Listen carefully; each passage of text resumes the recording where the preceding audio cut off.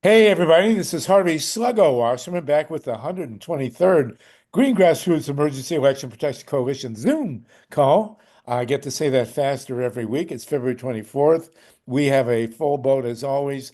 We are glad to have everybody. We're starting with 31 people, and it's a beautiful sunny day here in Southern California. Nothing that I know within the next 50 miles is on fire. That's a good day in Southern California. We're going to start really right off the top. We have a great presenter who has to run and do childcare. So, Mike Hersh, do you want to introduce our talker here about the political prisoner situation in Syria, and then we'll go back to our full agenda. Yes, thank you so much, my friend KANI XULUM, for joining us. We understand you have childcare duties that are pressing, so we're going to get you on right away. I just want to say that I've known KANI for quite some time. He's been a tireless advocate for the Kurdish people. Kurdish people are often overlooked and forgotten, but not if we have anything to do with it. And we're going to highlight um, opportunities as well as the ongoing struggle of these wonderful people. So please take it away, my friend.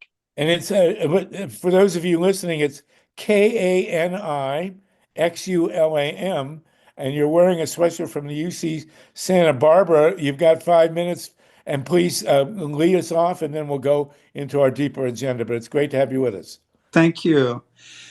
The Kurds are a fact of life in the Middle East, but we're denied the political agency in our respective countries in which we live. I'm talking about Turkey, Iran, Iraq, and Syria.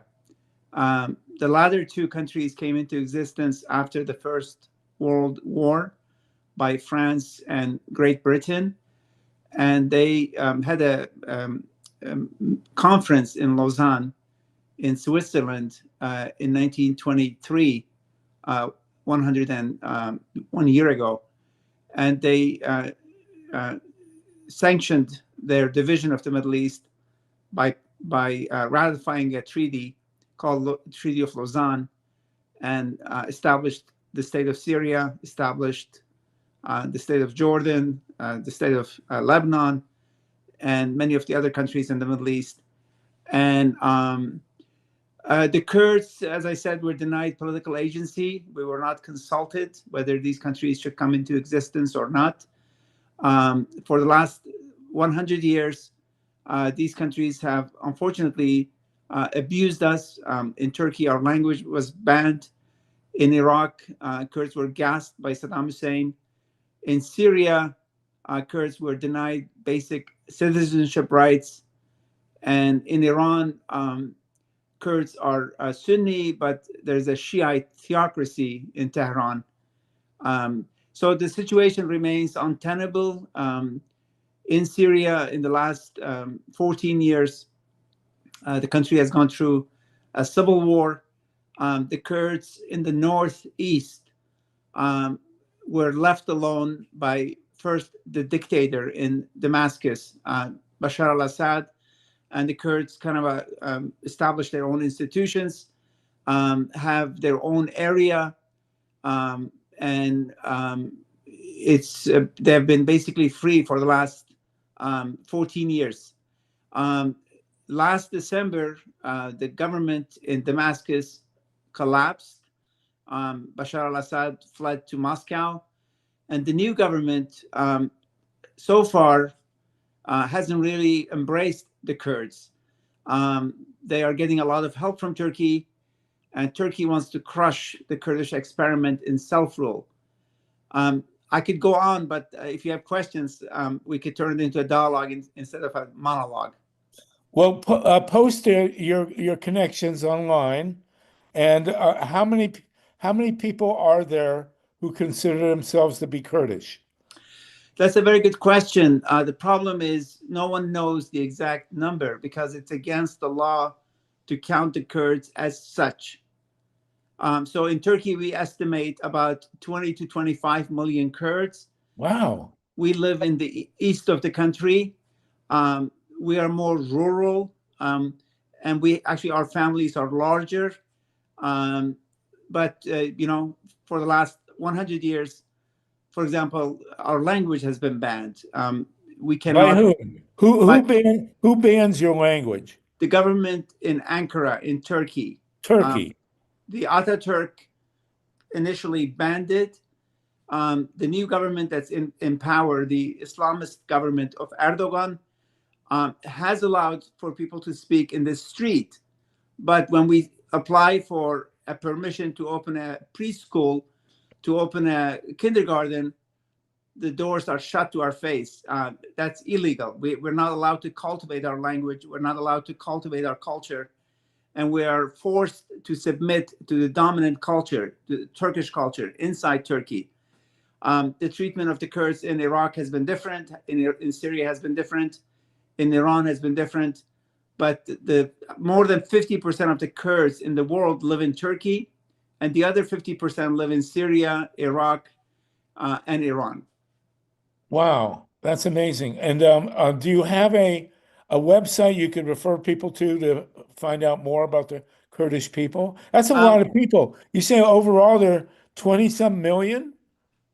In total number, I estimate, people like me estimate at least 50 million. 50 million. 50, yeah. And you're predominantly Muslim, is that correct? That's right. That's like 7 times the number of Israelis living in Israel, 7 times the number of Palestinians who live in Palestine. But we are denied political agency. Yeah, the map is good. South of Lake Van, around Lake Van is all Kurdish. North of Iraq is all Kurdish. And then northeast of Syria is all Kurdish, and west of Iran is all Kurdish. So, but you have no governmental entity of your own. There's no Kurdish. We have, the first time we were able to free ourselves per se was after the Second World War. We set up something called the Mahabat Republic of Kurdistan, but Stalin and Truman, they got together, and well, not Stalin and Truman, but Stalin and FDR, and they gave basically Iran the freedom to crush the Kurdish experiment in self-rule in 1946. Soviets withdrew from Iran, and that was crushed. And then the Kurds have been trying to be free in Iraq. They've been trying to be free in Turkey. In Iraq, for example, right now there's an autonomous region. 5 million Kurds are kind of live in a state like the way people in Quebec live in Canada. So there's an autonomous region in Iraqi Kurdistan. In Iraq, called Iraqi Kurdistan, and in Syria and in Iran and in Turkey, the situation remains untenable. You asked for websites. Mine is Kurdistan.org, and there are other websites also. Of course, people can look for it. Amazing, 50 million Kurds, and you're virtually invisible. That's right. Yeah, politically. I'm glad we can give you some visibility here. Thank you so much. And come back to, wow, there you go. How many Kurds are in the United States? We think about 50,000. 50,000. Right, mostly East Coast, West Coast, and but some in Tennessee. Nashville is the largest Kurdish concentration in America. We have about 10,000 Kurds living there. Do you have any kind of special relationship with the Armenians? You know, Los Angeles has a very large and very visible Armenian community. That's right. There are 1.2 million Armenians living in the U.S., many of them living in California.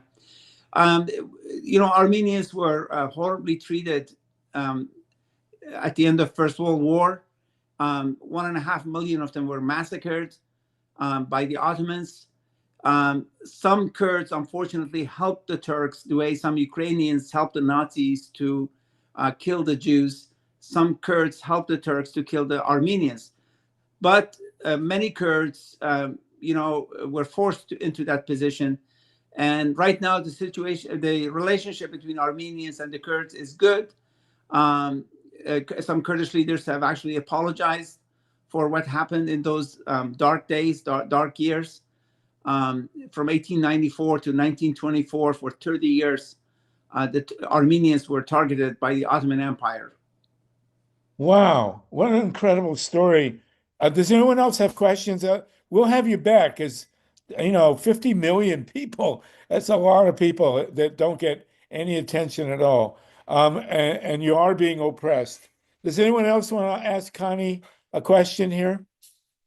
Okay, well, Connie, thank you so much. Mike Hersh, thank you for bringing Connie on. We will have you back. Thank you. And, we try to cover, give exposure to things that aren't known much. So this is a big deal. Thank you very much. And, Thank you. and Thank you Sluggo, so really much. quickly, if we could just say a word about the political prisoner.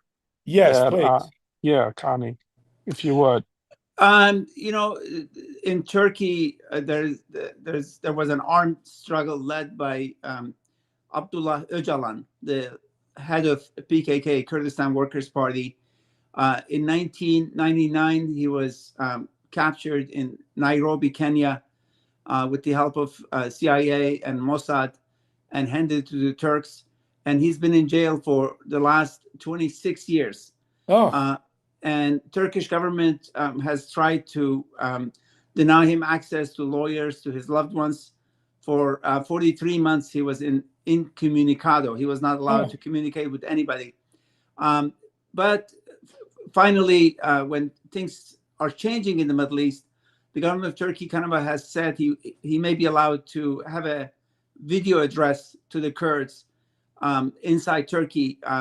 And this was supposed to take place on February 15th, but it didn't happen. Now they're saying maybe it will happen on March 21st, which is Kurdish New Year, Newroz, which is celebrated throughout the Middle East. He's a popular leader with the Kurds. There are a lot of people who, view him as their leader. There is a political version of that struggle led by a party called DEM inside Turkey. They have close to 60 members in the Turkish parliament. wow. And so there are discussions going on All right. for a resolution of this conflict. Well, keep us posted on that. We will have you back. And it's good to meet another part of the world. We'll take a question for Carla Sand, who's in Minnesota, and then we'll move on. We want to talk about Leonard Peltier. We've got TATANKA BRICCA with us. So go ahead, Carla, and then we'll move ahead. Okay. Thank you for taking my call. This is Carla in Minnesota, and I have been to several presentations by the Kurdish community in Minnesota. I don't know how many there are, but we've had meals and everything. Are you aware of that large community in Minnesota? There are some in Minnesota too. I sometimes hear about what they do. I'm not, unfortunately, in touch with them. Yes, we have a community in Minnesota as well. Well, now you are, Carla and Connie. You can exchange your contacts, and Connie, you'll come back. So thank you so much. And thank you, Carla. So we're going to move ahead now. We want to celebrate the fact that as we speak, Leonard Peltier, after all these years, I wonder how many thousand signs were printed with Leonard Peltier's name on it. But he is now with his family and his tribe and his people, and we want to celebrate that. I'm going to turn it over to TATANKA BRICCA in a minute. We're going to talk about the prospect of martial law in the United States and the extreme likelihood of a coming Reichstag fire. As we talk about it, we want to talk with Mike Hersh, who lives in the DC area, about home rule and the idea that the Trump administration may want to take away, it's almost inconceivable, but take away home rule from the District of Columbia. We want to talk about the Postal Service. William DeJoy, the horrible William DeJoy, is actually going to leave the Postal Service soon. Also, the cuts announced today at the EPA into renewable energy funding, but no discussion of what's happening with nuclear. Then we want to talk about Ukraine. I watched a an incredible movie last night on Netflix, Winter on Fire, about the Maidan uprising in Kiev about 10 years ago. And it really, since Trump is making noise about, there was front page story today in the New York Times, absolutely infuriating, basically saying that it's Zelensky's fault. There it is, Winter on Fire, an incredible movie, one of the most moving things I've ever seen, actually. And the Times is telling Zelensky that he should be nicer to Donald Trump. I mean, give me a break. And then in the second hour, we've got one of the true pioneers of the computer industry, Lee Felsenstein, with us. And I just read his book over the weekend. He's a great, great guy with a ton to say about where we might go with computer technology. And Steve Caruso, who's done such incredible work on the website. We're going to show that and put these guys together. Again, glad to have Eric Kingston with us. We can also discuss what's all the latest. Eric, I'll call on you about Medicare, Medicaid, and Social Security, what's happening in the Congress. I do want to welcome Dana Lyon. Dana Lyon's an old buddy of mine, a great, great singer, never been on with us before, lives in the Northwest. Dana, are you there? You want to say hi? And also, I think Jennifer Roberts is back with us from Atlanta. Charlotte. Dana, you up there? Dana? Dana Lyons, can we unmute you? And Jennifer, want to say hi to you? There you are. Dana, good to see you. Oh, you're mute. Okay. Okay, you and I seem to have the same hairdresser. There you go. Hey, Dana. Dana's a wonderful singer. Dana, if you'll post in the chat how people can get your music, that would be great. I'll figure that out when I'm off the mic here. Okay, very good. Great to see you. And Jennifer Roberts, I don't see where you are, but it's great to have you back with us. If you want, if there's things I can call on you, we want to hear the latest from Georgia. There you are. Hey, Jennifer. North Carolina. North Carolina. Oh my God, that's right. But you're with, It's close. It's close. but you're with the Carter Center, which is in Atlanta. That's And- correct. That's correct. Yeah. The Carter Center is doing work in 6 battleground states, and North Carolina is one of them. And Wow. trying to keep the peace. But in spite of all the great work we've done to restore trust in elections, we still have the only statewide election that is not certified yet. And I What? can talk about it. Yeah, it's actually a really terrifying case. If you want me to talk about it, you got 2 minutes? Yeah, let's do that, and then we'll get to Leonard Peltier. But I want to grab you. Jennifer is a former 2-term mayor of Charlotte, which has been moved to Georgia. No, I'm kidding. North Carolina, and she's now with the Carter Center, which is really important. Jennifer's a wonderful person and very, very powerful. Jennifer, tell us the latest, please. So there was a Supreme Court race in North Carolina, and Allison Riggs won by 734 votes. She is the Democrat.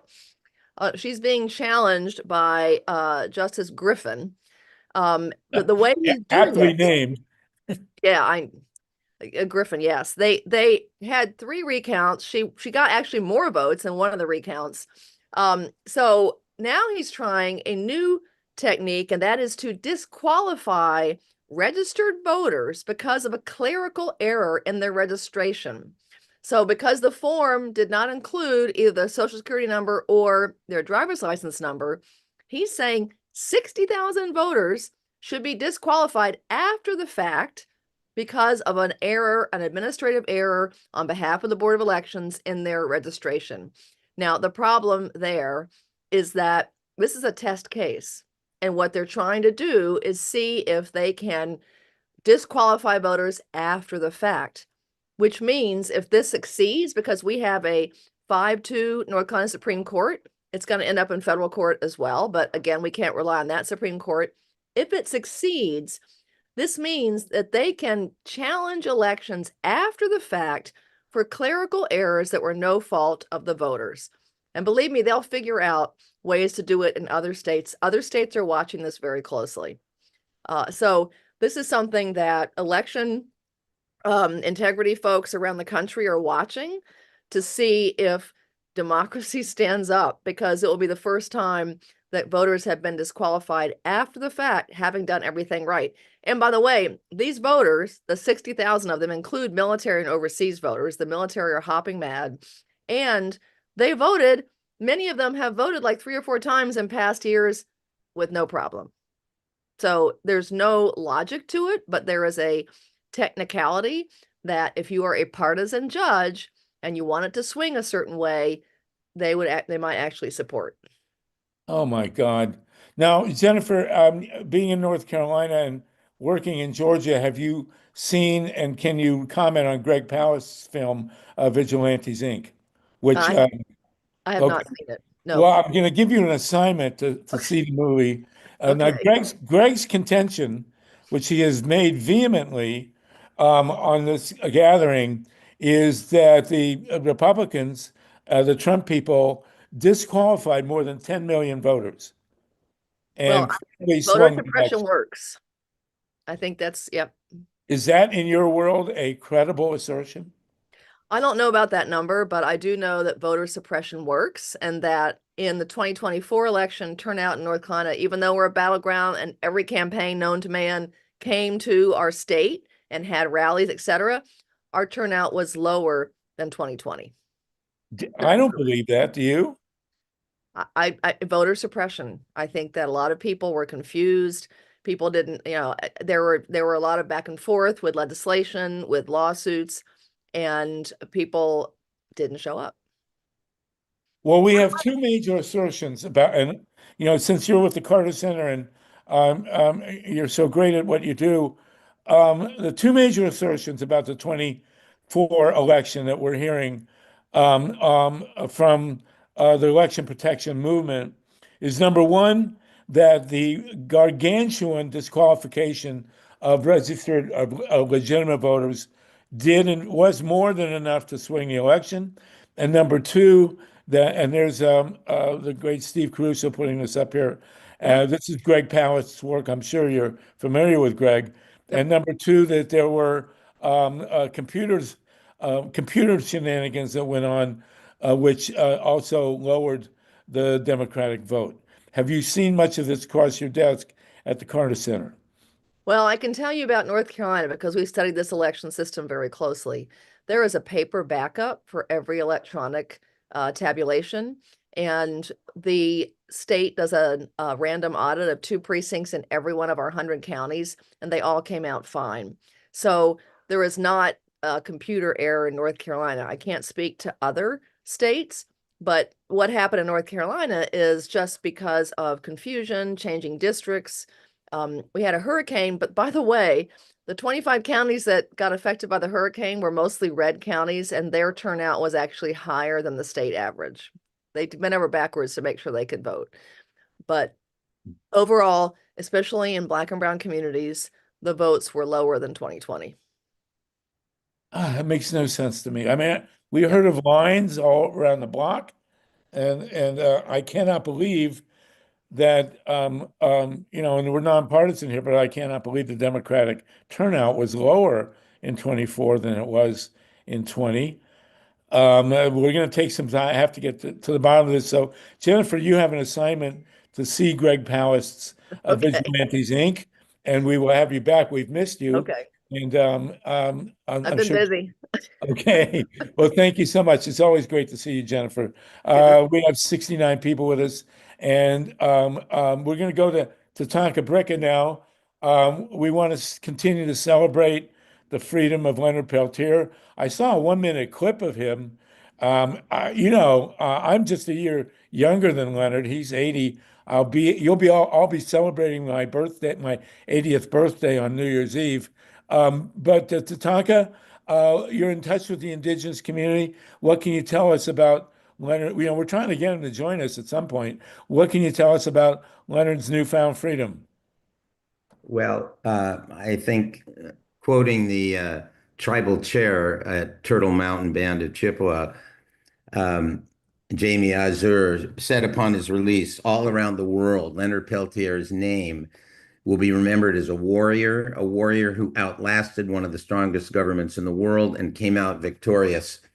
His goal was to get back home his goal, which he is implementing right now, this is all I know, is he is with his family and his tribe and his band. His goal is to get the food he loves, the ceremony he loves, the medical care he needs. And after 50 years in prison, just remember, he's in the first part. What has it been, about 5 weeks since his release? Um, a single season, not even a full season out of 50 years. That's 200 seasons. He's in 1/3 of one season. So 5 weeks out of 2,500 weeks, 1/500th of the time in captivity. So I think he's just really getting himself totally back into who he is and who he's meant to be. He looks wonderful. That 1 minute clip, I thought maybe we'd show it tonight, but we could probably, or today, we can show it at a later time. So what you can see is happening is there are people coming to visit him, and he's taking care of himself, and he's getting his life back. He looks wonderful. He does. Good. He's the guy on the right. Steve, can you run this clip? Can we hear a minute of this? I know it's I loud did enough. send that to you, Harvey, hoping that maybe we could just send that, because it's just good to see him. Yeah. I also had, maybe for next week, I don't know if people here have seen the film Warrior Women, but it's really a woman by Beth Castle, who's the founder of the Warrior Women Project, focused on Indigenous women's stories. And it's a story of Madonna starting, from when she was very young, but the political story focuses a lot on the resistance, the occupation of Alcatraz. What's the name of the film? It's called Warrior Women. Okay. And it really talks about 3 generations of leadership: Madonna, her daughter, and her granddaughter. It's a beautiful film. It's only a little over an hour long. But anyway, this came out of the Romero Institute's Lakota People Law Project, where they were working for nearly 20 years, starting with the Lakota kids that were being taken, over 700 of them every year for decades and decades and decades, and taken away from their families and put in the virtually all-white adoption agency. And the state government was paying over $70,000 a kid. It comprised over 50% of the South Dakota budget. The place where Kristi Noem was with the Trump administration now, was the one who called out Chase Iron Eyes, his very young daughter at the time, and his wife, as terrorists. And so anyway, it would be good to get an update on that project. Yes. And the state of that budget of South Dakota, where that is still continuing at the rate it was. But anyway, we look forward to hearing from Leonard when he comes out of the care he's getting now. And I know he is taking care of his medical issues, so that's also really important. Really, it's great. Well, we've invited both Leonard and Julian Assange to join us, and we'll see if that comes to pass. But here he is. Steve, can you play this? Can we hear this? This is a 1 minute clip. We have 70 people. Oh, and by the way, Jennifer mentioned blackout. This coming blackout. If we can get another word on that, but there's Leonard Peltier. I mean, he's 80 years old. He spent 50 years in prison. I can't even imagine what that must have been like, and what kind of spirit it took to survive that. So there you go. There is Jennifer. Are you still with us, Jennifer Roberts? Yep, I'm still here. I'm still here. Can you tell us about this event? Sure. I got another email about it. Tatanka, thank you for that report on Leonard. And all right. And I just, before you go on, before I forget, Lee Felsenstein, who will be on later, his email that he constructed is called Lee Felsen Signs, where he sends people, signs to remind people, because people have asked him his entire life, do you pronounce it Felsenstein or Felsenstein? It's Felsenstein. Okay. Like Lee Felsen Signs. Okay. Okay. Yeah, and Jennifer, your last name is pronounced Roberts. Is that right? That's right, Robert. Okay. So, what did you want to tell us about this thing that's going to happen? Sure. There's a National Blackout Day, and great to see all the thumbs up in the chat. It is about not buying from the chains that have changed their DEI policy. Target is one of them. We're actually doing a protest at Target here in Charlotte, and it is telling people not to buy anything. There are other ones. I think Walmart is also one that has gotten rid of DEI and its policies. And only if you're going to buy anything, just buy from a local non-franchise place. But we're trying to show the economic power of consumers and also that DEI matters. And we're actually wearing, I got a shirt that says DEI matters, and we're going to walk around Target quietly, pretend like we're shopping and just have a bunch of DEI matters shirts on. Right. Good for you. I assume they're not selling them at Target. No. Okay. I mean, what is it with DEI? These guys can't. I think it's a way of saying that if you're black or you're a woman and you have a job, then somehow you're, these guys are pathetic. It's not Anyway, even, it's not even hidden racism and sexism. It's not hidden at all. no, well, that's the point. I guess it allows them to come out of the closet, like Elon Musk running around with his chainsaw. God. All right. Am I allowed to say this? If a U.S. senator said this, I should be allowed to say that the U.S. senator from Minnesota, the junior senator, Tina something, what is her name, has come out and officially I think on the floor of the Congress, labeled Elon Musk as a dick. So I had to get that in. Steve, you do not have to censor that because it came from a U.S. senator. My favorite name is for all the 21-year-olds who are destroying our payments and treasury system as Musk rats. There you go. Yes, we've seen that. Absolutely. Yep. Okay, very good. Thank you, Jennifer. Again, thank you, Tatanka, for talking to us about Leonard. Again, we hope he'll join us at some point. And Jennifer, your assignment again is to see Greg Palast's great movie, Vigilantes, Inc. Okay, we have a hand from Daniela. Go ahead, Daniela, and then we're going to talk about DC Home Rule with Mike Hersh.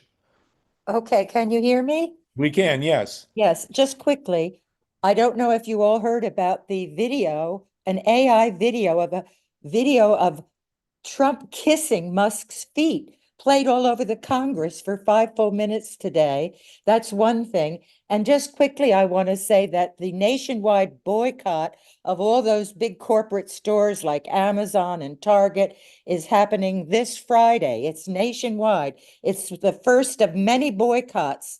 So please, especially on Friday, shop only at tiny local businesses. Thank you. That was all. Okay, well, thank you. And turn around and say hi to Bambi behind you there. That's my own photograph where I live now. I was a New Yorker for 50 years, but I'm in a different place now. Okay, well, we've had Bambi on before, and it's great to see Bambi again. Thank you. Steve Hersh, we have now had the incredible message from Donald Trump that he wants to get rid of DC Home Rule.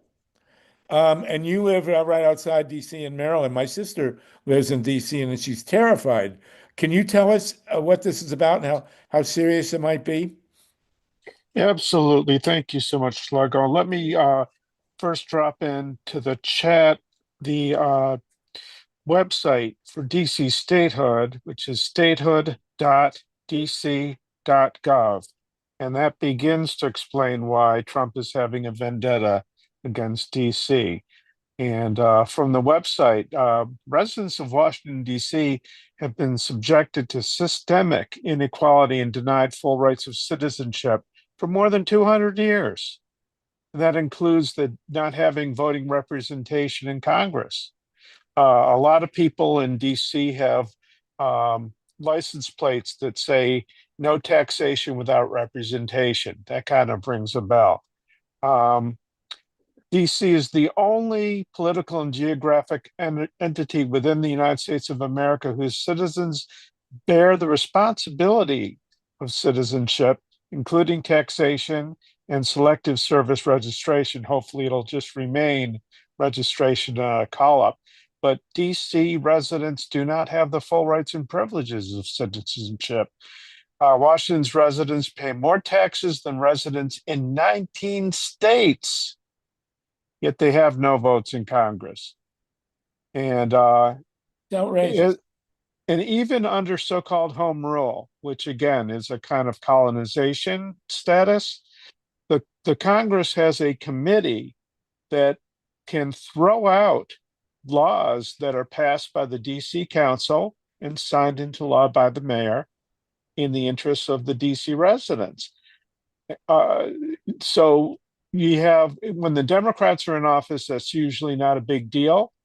When the Republicans are in office, it's a huge deal because they infantilize DC, and because DC is majority minority, has more African American residents than any other ethnicity.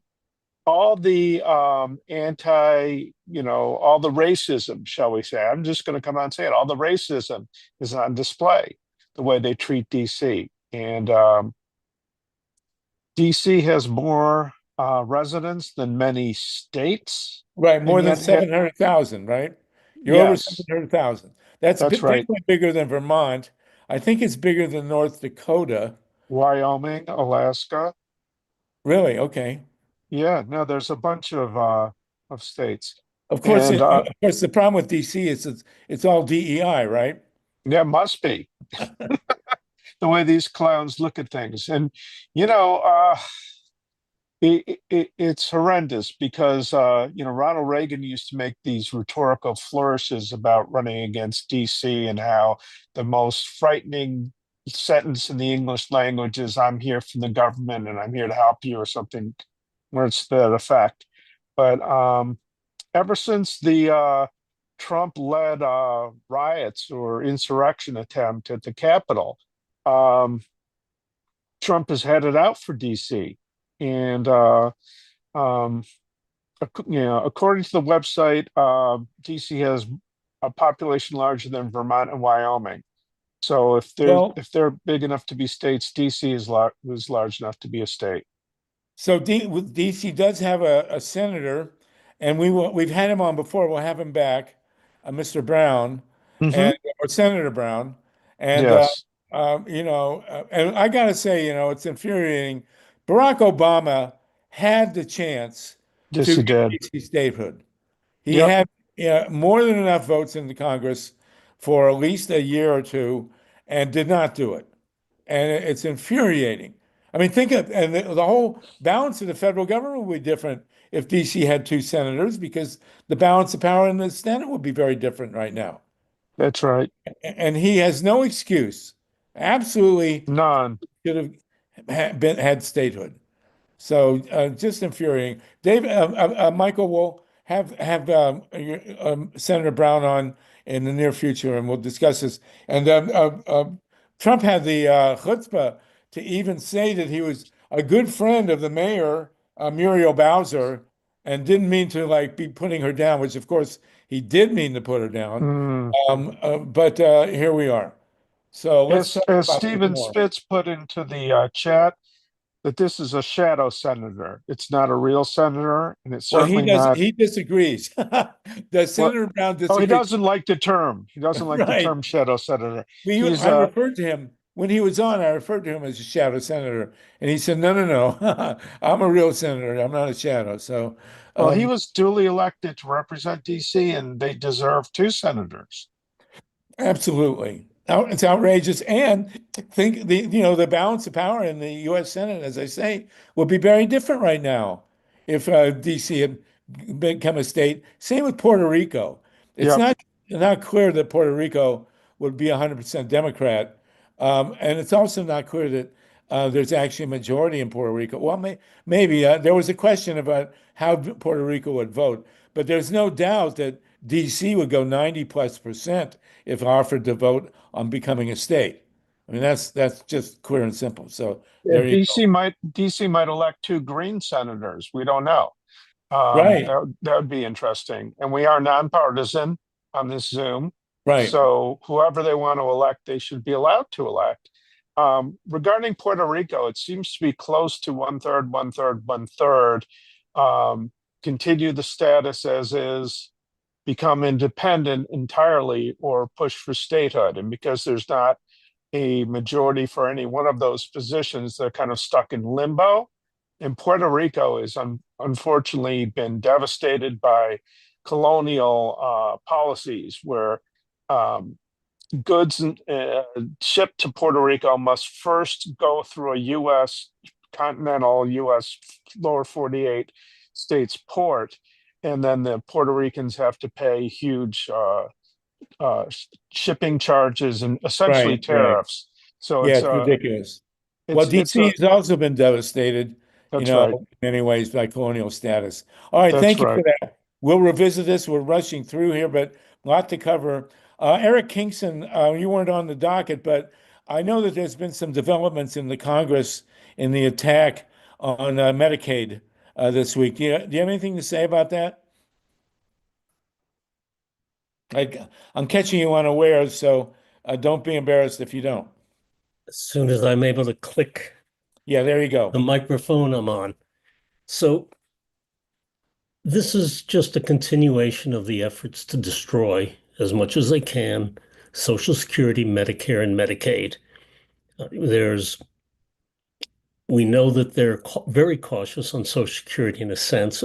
I'll go through each of them, and I have limited knowledge of the immediate changes, but they're talking in Medicaid, they're talking about a work requirement.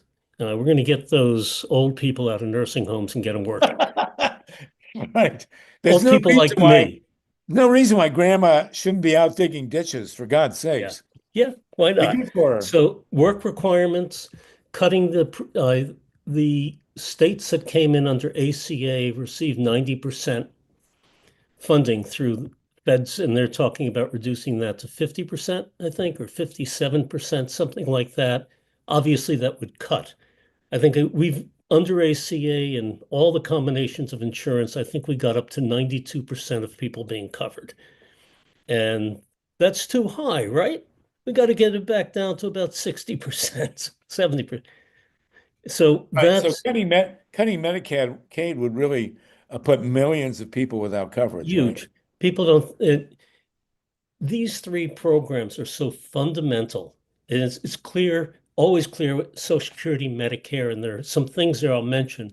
Medicaid is less clear because it's thought of as a program more for poor people, that it's for kids, a lot of kids on it. A lot of the costs go to long-term care protections for older people, people with disabilities. And they're trying to lower the matching rates also for the states that don't have the higher matching rates, so that the minimum rate that the feds match right now is 50%. They want to get that down lower. So they're more than nibbling away. They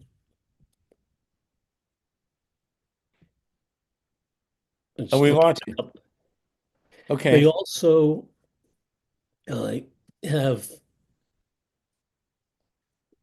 well, Okay. basically trying to cut that. I mean, they say there are a range of things. They're trying to pull a huge amount of money out of Medicaid because they can't really do a lot immediately out of Medicare or Social Security. They think they can get out of Medicaid just from scanning the internet. Republicans are balking on that, on All Medicaid. right. It's not something they want. Tell your constituents that their mothers' Medicaid is being cut, and so there's no support for them in the nursing home. Medicaid funds more than half of the nursing home costs in the country, I believe. Wow. So they're not going to do well with that. On Medicare, there seems to be talking about raising the age of eligibility for Medicare, among other things. So what, And 110? yeah, well, that's no, to 150, because we know there are all these people who are over 150 receiving benefits over Right. 100. And they're all DEI. So Yeah. Medicare and Social Security, what would you say, and then we're going to move on, but Eric, what do you say the odds are that they will be successful in cutting significant amounts out of Social Security and Medicare? Well, I think these three programs are potentially the core. Everything is important and hugely important. One piece that I think we can really focus on to try to put some hold on this craziness is what they're trying to do to Social Security, Medicare, and Medicaid. Social Security, they're going to be caught, they're not putting in any significant cuts, it seems. But they're laying the next game plan after this happens, this round, the resolution, after the next budget or lack of budget, they'll be talking about a commission, having a commission. And commission is spelled C-U-T. I've served as staff to two presidential commissions, 1982 Greenspan Commission, 1993 for Bipartisan Commission on Entitlement and Tax Reform. That's the commission that turned the word entitlement into a four-letter word. Right. And they'll want to use a commission. The language will be, gosh, we want to do something bipartisan. Any Democrat anyone who signs up on that is willing to significantly cut Social Security. They'll probably throw Medicare in. With Medicare, they're also talking about moving to a premium, paying for a premium rather than providing a guaranteed set of benefits. Give people money and vouchers and let them pay for Medicare. This is all towards private. I think the organizing concept for me is they want to destroy these programs as much as they can or cripple them. They're pulling the administrative support out. Well, that's the other thing that's really happening. They're destroying Elon Musk is basically destroying the delivery systems for these three programs. And wanting to substitute a lot of AI. I mean, thinking, Artificial and that's where right. We've heard these stories that Social Security employees who are working at home now have to come in the office, but they're cutting the number of offices that exist. Right. Well, that's what they're doing the same with the postal service as well. Let's throw in the postal service. The horrible head of the postal service, Louis DeJoy, who was put in by Trump the first time to wreck the postal service and has been left in all 4 years by Joe Biden. And to the point where the postal service is now basically on life support. He is leaving, and God knows who they'll put in there. But the postal service is also in really dire straits here and needs to be paid attention to. Eric, thank you for that. Is there anything else you want to throw in before? Just to add one, I think veterans benefits, Medicare, Medicaid, and Social Security are things that the public understand and rely on. And as they're threatened, I think there will be hopefully some reaction. We're going to do our best. All right, thank you for that. Keep coming. Your reports are very good and very important. And of course, you look just like Bernie Sanders, who I gave another really great speech. Not to be partisan here, but Bernie has become an institution in this country. And his latest speech, people should look it up. It was about 25 minutes. Absolutely astonishing. Go ahead, Eric. Just one of the this retirement age stuff. And again, it'll be presented as, look, we are living longer and it makes sense for Social Security, Medicare ages to be raised. The problem is these are cuts and they fall very heavily on the most vulnerable workers and vulnerable future retirees. Each year you raise Social Security is about a 7 to 8% cut in benefits that have been earned by people who then are on the rolls. Medicare is a different story, but raising the age means instead of getting your benefit at 65, you get it at 67. So 2 years at very old age, and not old age, I'm much older than that, but 2 years at an age when you definitely need insurance will be back into, you have to go into your pocketbook for it. Wow. Jennifer Roberts is putting a note in. Jennifer, if you want to jump in and comment on that. I wish if they could institute a program. I'm going to be 80 on New Year's Eve. if they could make me 65, I would be glad to give up my Social Security at that point, but I don't think that's going to be doable. Mike Hersh, go ahead, and then Jennifer, if you want to jump in. Mike? Yeah, keep in mind that this has been going on for quite some time. It's kind of a right-wing neoliberal, so-called bipartisan project. I remember when Obama was very hot to slash Medicare, Medicaid, and Social Security as a way to make nice with the Republicans, and he put together what was called the Super Committee. And we had to fight like hell to get the Democrats on the Super Committee to realize that they were being um, suckered into doing something very unpopular and giving the right-wing Republicans cover. And this was time that we should have been spending, making DC and Puerto Rico states and doing a better job on healthcare and scrapping the cap on the Social Security tax and a whole bunch of other things that we could have done. Unfortunately, we had to fight change CPI under Obama, and Obama made the Bush tax cuts permanent. So on and on. It was a huge Right. pain. Yeah, And real quick, I think that Trump is going to replace LaJoy with the Terminator. I think he's going to do it with a The killer Terminator- robot. The Terminator himself, Arnold Schwarzenegger, will be a great postmaster general. Yeah, he would, but they'd Arnold- probably do the updated one that was more deadly. Musk is still working on it in his basement, I think.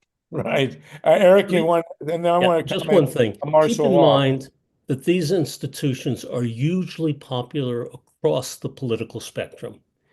The National Academy of Social Insurance did a polling that shows that virtually 90% of Americans do not want to see it cut. They're willing to even pay more, 1% more. They want to see some modest expansion, and they aren't going to buy this. And that's across Republicans, Democrats in the middle. This is a powerful set of issues, and you can't take this money out of people's pocket because there will be something that looks. If you think January 6th was bad, think about a bunch of angry seniors there and younger Right. people. Okay, well, I hope you're right. There's another issue that comes up, which is a question of martial law and burning the Reichstag. Now, I saw a movie last night on well, it's a series actually. I only saw a couple of them. It's called Zero Day or Day Zero. It's on Netflix with Robert De Niro. And Deb's shaking her head, so you've seen it, parts of it. De Niro plays an ex-president. And the premise is that he's home with all the issues, getting Social Security and Medicare, and somebody blacks out the country for a minute, just a minute, takes down all the computer systems, everything in the country, and it causes total chaos. People die, subways crash, bridges collapse, all this stuff. And it occurred to me, well, it's thought of before, we've been talking about this for a while. Donald Trump's numbers, and this is nonpartisan here, but Donald Trump's numbers are way, way down. I watched Rachel Maddow last night, and she could barely contain herself about how low Donald Trump's poll numbers are across the board. And, he has made clear that he considers himself to be a dictator or a king. He's called himself a king already. I don't know who's advising this guy, but I guess he really doesn't care. And we are in position now to be very vulnerable to a situation like that one, where the country gets blacked out, or we have, God forbid, another 9/11, basically a Reichstag fire. Now, for those of you who don't know their history, when Hitler took power as Chancellor of Germany, very soon thereafter, the Reichstag burned. They blamed it on, the Jews or the radicals or the communists. It was allegedly, apparently, some Danish drifter who actually did it. But, the consensus was that the Nazis did it on purpose themselves. And Hitler used that opportunity to erase the German Constitution and to make himself a dictator. And the question is, having seen what happened in the election after the assassination attempt on Donald Trump, and that we would be, and what happened in this country after 9/11, that we would be very vulnerable as a democracy or a weakened democracy to an event like that. And that what would follow would be martial law. Now, one thing that Trump has done that Hitler did was Hitler made the German army swear allegiance to him personally, as opposed to the German government or the German people. Now, he hasn't gone that far with all the grunts, but he has, of course, as we are watching, installed military leadership that is loyal to him personally, and not necessarily to the Constitution or the American people. So the question then becomes, what do we do? How do we respond in this country to martial law? Which, by most, I think the lower he goes in the polls, and I will tell you one triggering event, which becomes more likely every day, which is a stock market crash. People, I've been reading the financial postings, and a lot of people with money, big money in the market, are very nervous. The last thing that people with big money want is instability. And this guy is nothing if not unstable. So I think we should think going forward, if there are any lawyers in the room, there is no precedent. Well, actually, that's not true. There is precedent in American history for the equivalent of martial law. It happened under Lincoln, who suspended habeas corpus, actually, during the Civil War, and it happened to a certain extent under Woodrow Wilson during World War I. Woodrow Wilson, by the way, was a much more authoritarian, at least later in his regime, a much more authoritarian president than Donald Trump. Woodrow Wilson was the worst, and he basically did make himself a dictator. Anybody who wants to study America under martial law should look at the last 2 years of the Woodrow Wilson administration. But it's something we should think about. And I would like, if people have law degrees or people who specialize in what might happen under martial law, we should have them on, because forewarned is forearmed, and we need to be prepared for that. Okay, that's my 2 cents worth on that. I also want to mention, by the way, we were talking about cuts. The new head of the Environmental Protection Agency, who I think Ron Leonard knows personally, has announced massive cuts in the money that Joe Biden put out for renewable energy. They're cutting out all the programs for wind, for solar, for batteries, anything that might be good for the planet and good for the future of the American economy. What I haven't seen is whether they're going to cut the gigantic, many billions of dollars that they put up for nuclear. Because those of us who were in the world of safe energy have been horrified by how much money the Biden administration set out to support atomic power, which is insane.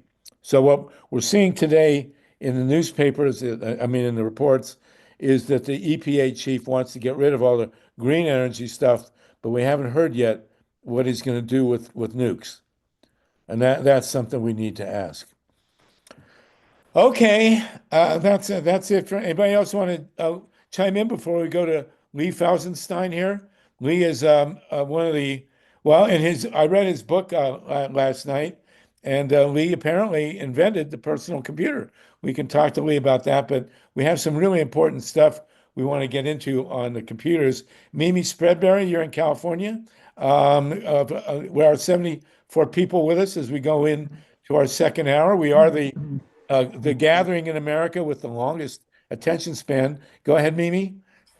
Hi, I'm sorry to interrupt. I didn't raise my hand fast enough, but Tom Hartman wrote an excellent piece today on how we should kind of expect a new Reichendag fire to happen. And he spoke of, 9/11 and how Bush took away many of our liberties, and how the same happened on October 7th. So I would gather he spoke about it today on his show. I have put that link in the chat. Thank you so much, everyone. Well, Tom Hartman is always great. People need to understand that Donald Trump, with his buddy Putin, they are not fans of democracy.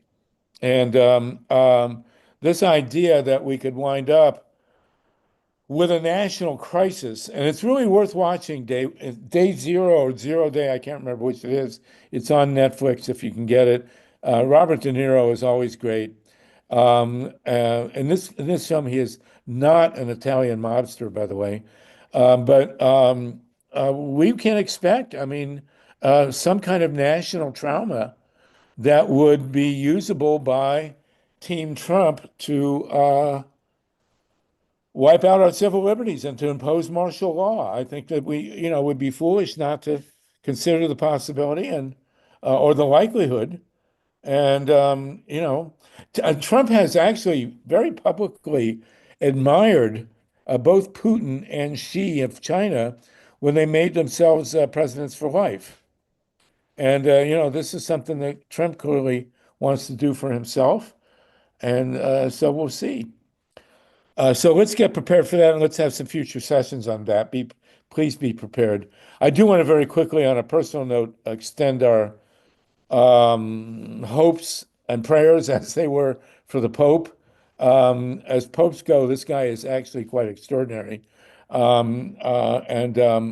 He's having health challenges, to say the least. So I want to extend my hopes for him. I think the greatest thing you can say about any pope, you can say for Pope Francis, which is that Steve Bannon really hates him.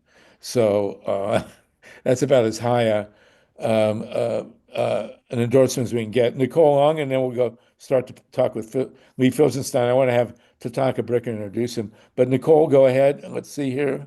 Yes. Yeah. We know that Trump won because he had like a big microphone, a fire hose of lies.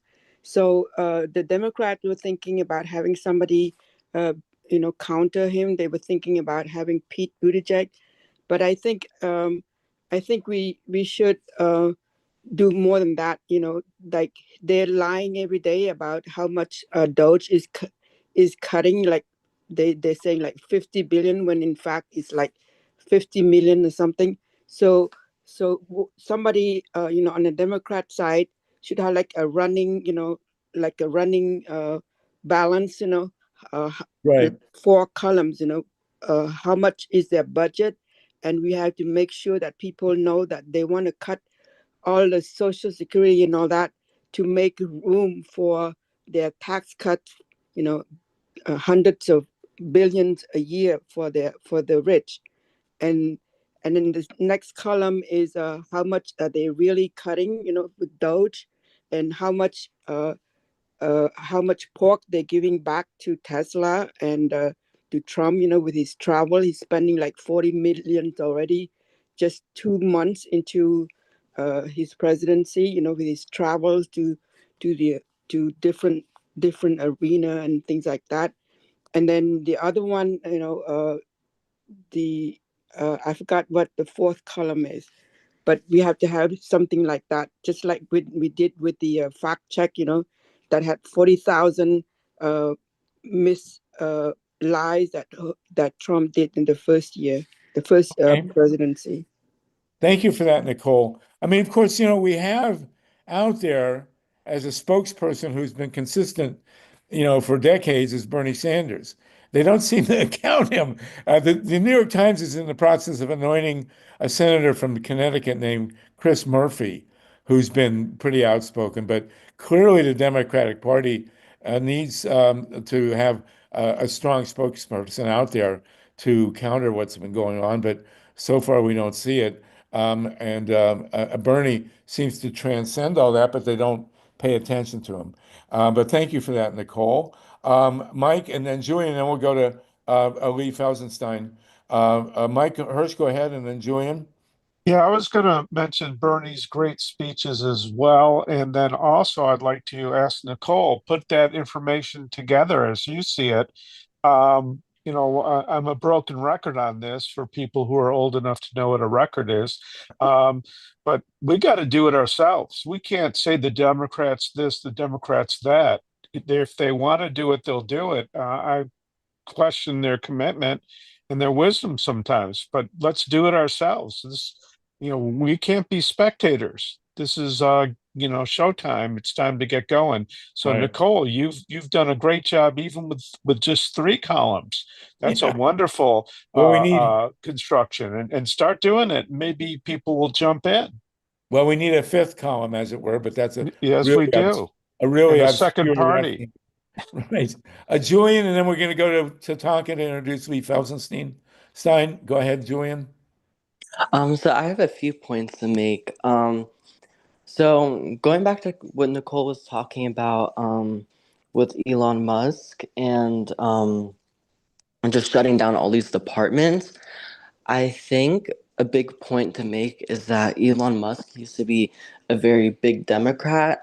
Like you can see a lot of pictures with like him and Obama, and kind of where the switch started is his company SpaceX receives a lot of government subsidies, but like he wasn't getting as much as he wanted from the Democratic Party. Like he wanted millions and millions more, which is Okay. kind of known as one of the main reasons why he bought X, because there was some Okay. sort of like deal made with Trump. Good points, Julian. Thank Good you. points. Thank you, Julian. We appreciate that, and there'll be more.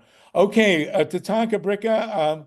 I have read Lee Felsenstein's book. It's really great, and he is a pioneer. Go ahead and tell us who Lee Felsenstein is and what we want to talk to him about. Well, I'm really pleased to have Lee on this program and to introduce him to this community of people. He's a clear thinker. He's a treasured visionary when it comes to communication via the commons, the agora, whatever you want to call it, and a great observer of how movements are born and can flourish, uh, looking at through the lens of information flow. So he was involved in the free speech movement. There's so much to say. He gave me a whole bunch of things to choose from. It's hard to choose, but I'll just give some oversight here. My personal experience, I got to know him originally in the late 70s through my wife, my now deceased former wife, Joy Marcus, who was working in Berkeley in the 60s. And then I got to see him about every week when he was working at Interval Research back behind Stanford, on Page Mill Road, where the VC are. That's not Viet Cong, that's venture capitalists. And I remember when he said, "What do you think of when you hear the word information technology?" And this was in 1991. And I said, "Computer." He said, "Why don't you think about it as a point of light, something that is wearable, digestible, something that, anyway, it just really stimulated me." And then he told me, he said, "You see this typing here? In the future, you'll be able to click on this word or this phrase and it will open up and you can see more information about it. And eventually you can see videos about it." And he just pictured before wireless, this is years before the 1996, Wireless Act that came under the Bill Clinton administration. And so he showed me a picture of what the future was going to be like. So he was involved in the early part. That his book is really his story from the free speech movement to his role in the computer revolution. I also am proud to have worked with him on the memorial of Mario Savio in 1976. And one thing I want to say about that is instructive to the community that Lee observed is when the global press would get together around every single year around that famous speech that Mario gave on the steps of Sproul Hall in 1964, he would basically refuse to talk to people and say, talk to the people who actually spawned this revolution. And there were a dozen or so people they'd talk to. And when Mario died, and there were, I believe, correct me if I'm wrong, Lee, you know, I think four Nobel Prize winners there who got up and said Mario was the most amazing of all of us, but he really chose to do what he loved, which is to teach young people and to, you know, do his Italian cooking, home cooking. When people went to talk to those people, because the global press knew them, they said, "You just pick anybody in this space, anybody that showed up for his memorial, and ask them why they're here." So that's kind of the spirit of a movement. There's so much I can say about Lee. I just don't want to take up so much time. I want you and Lee to be able to get into it. So take it away, Lee. Take it away, Harvey. Well, Lee is, having read his book, Lee is a founder, really a godfather or godperson of the parent of the personal computer. And he's been in the biz since the earth beginning of time. And so Lee, right from the top, coming from someone who needs the help of his grandchildren to work his iPhone, what would you most importantly suggest from the digital world for people who want to make progressive change and to save the world from the insanity we're in now? Well, I'm not going to give you a shopping list. The best I'm going to do there is to say, as I've been saying for years and years, wait just a minute, I'll be out with something. But in the meantime, the reason I wrote the book was there's a number of ideas behind it and ways of looking at and understanding the digital media we have now, and why it's not the end, the last word. It's the latest word, but not the last word. And so you're asking a very short-term tactical question here. Yeah. And I have spent my life literally going a few steps beyond and saying, what do I need to build here so that by the time they get there, they'll say, well, we need this and that. And I'll be able to say, well, you can't have that, but here's what you can have. That's almost as good. And that's kind of been what I've been doing. So basically, I want people to understand that, first of all, politics is implemented by control of information flow. If you can make the enforcers stop listening to the prince and make them listen to you, now you've basically got the power. If you one thing I learned from at the free speech movement, it was analyzed by Marvin Garson. Some people may remember him from then, as to why the free speech movement triumphed. He said that the barriers between communication, the barriers to communication between people went down during that time and became legitimate for anyone to talk to a stranger about what's happening. And that enabled the isolated body of students to form into a community. It wasn't an explicit thing, it's what happened. And in the aftermath, when freedom broke out and we beat back the administration's suppression of support for the civil rights movement, for instance, what happened wasn't we didn't go back to the way it was, only nicer. The counterculture started right there and then in 1965. And I took such inspiration from that. I've been pursuing it ever since. So you know, again, I can't give you a tactical answer right now, but basically, don't listen to anybody who says, well, we've got our digital media here and that's the way it's going to be forever. No, it's going to be different because it's easy to develop for that medium. Well, let's look at it this way. When Trump was inaugurated, the guys on the podium with him were all digital communication guys. Zuckerberg from Facebook, Tim Cook from Apple, Bezos from Amazon, Elon Musk from wherever he's from. These are all computer people. I mean, I must say, when I read that these guys were all going to the inauguration, I said to myself, I hope they're stupid enough to all sit and pose for a picture.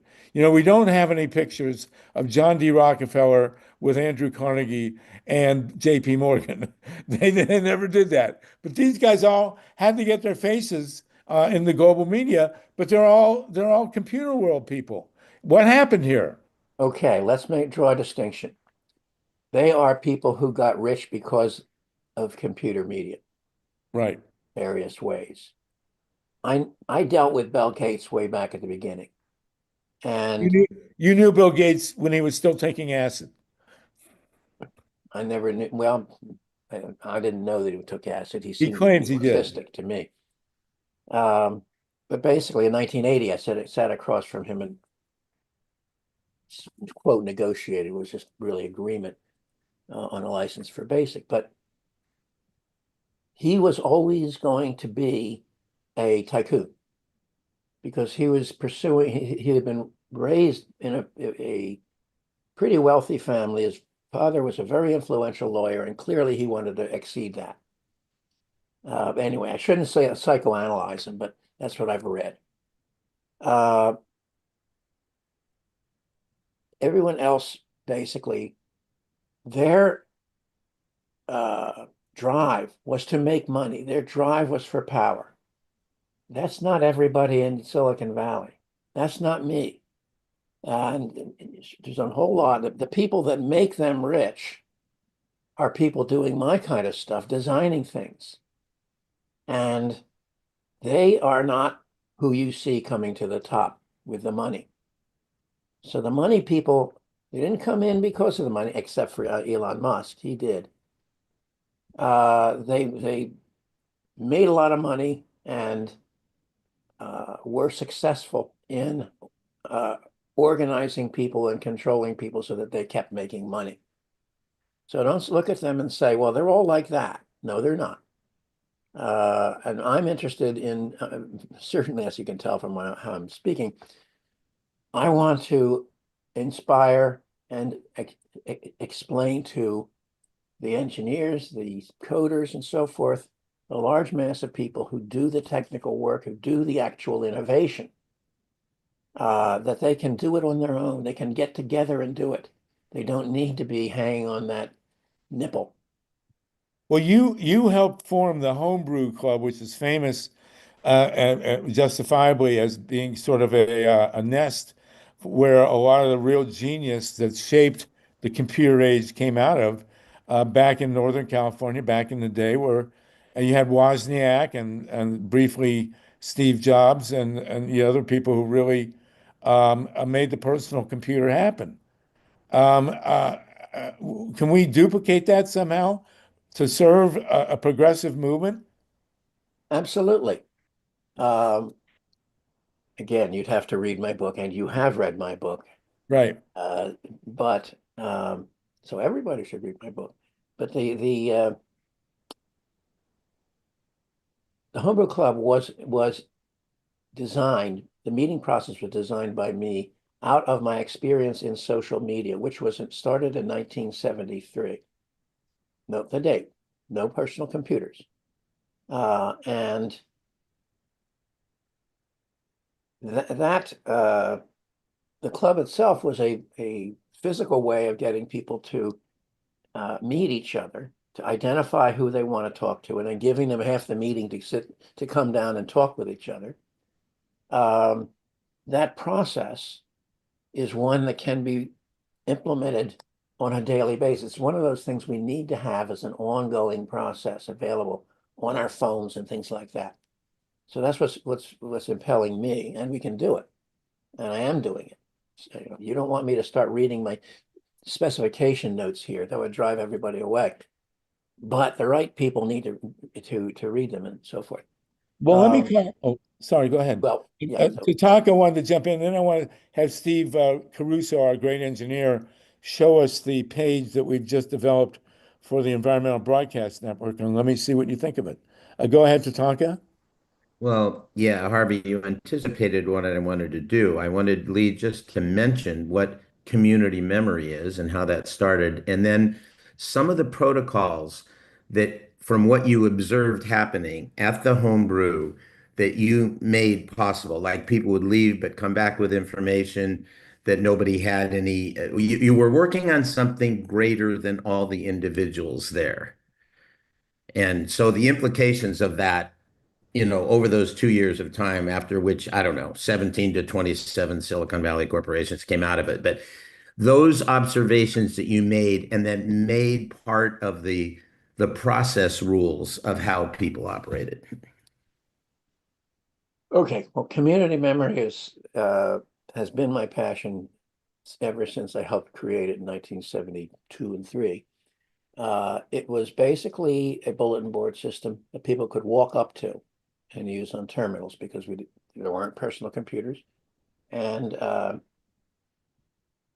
it was a kind of experiment, but by a group that had been formed and set up to bring computer technology to the counterculture specifically.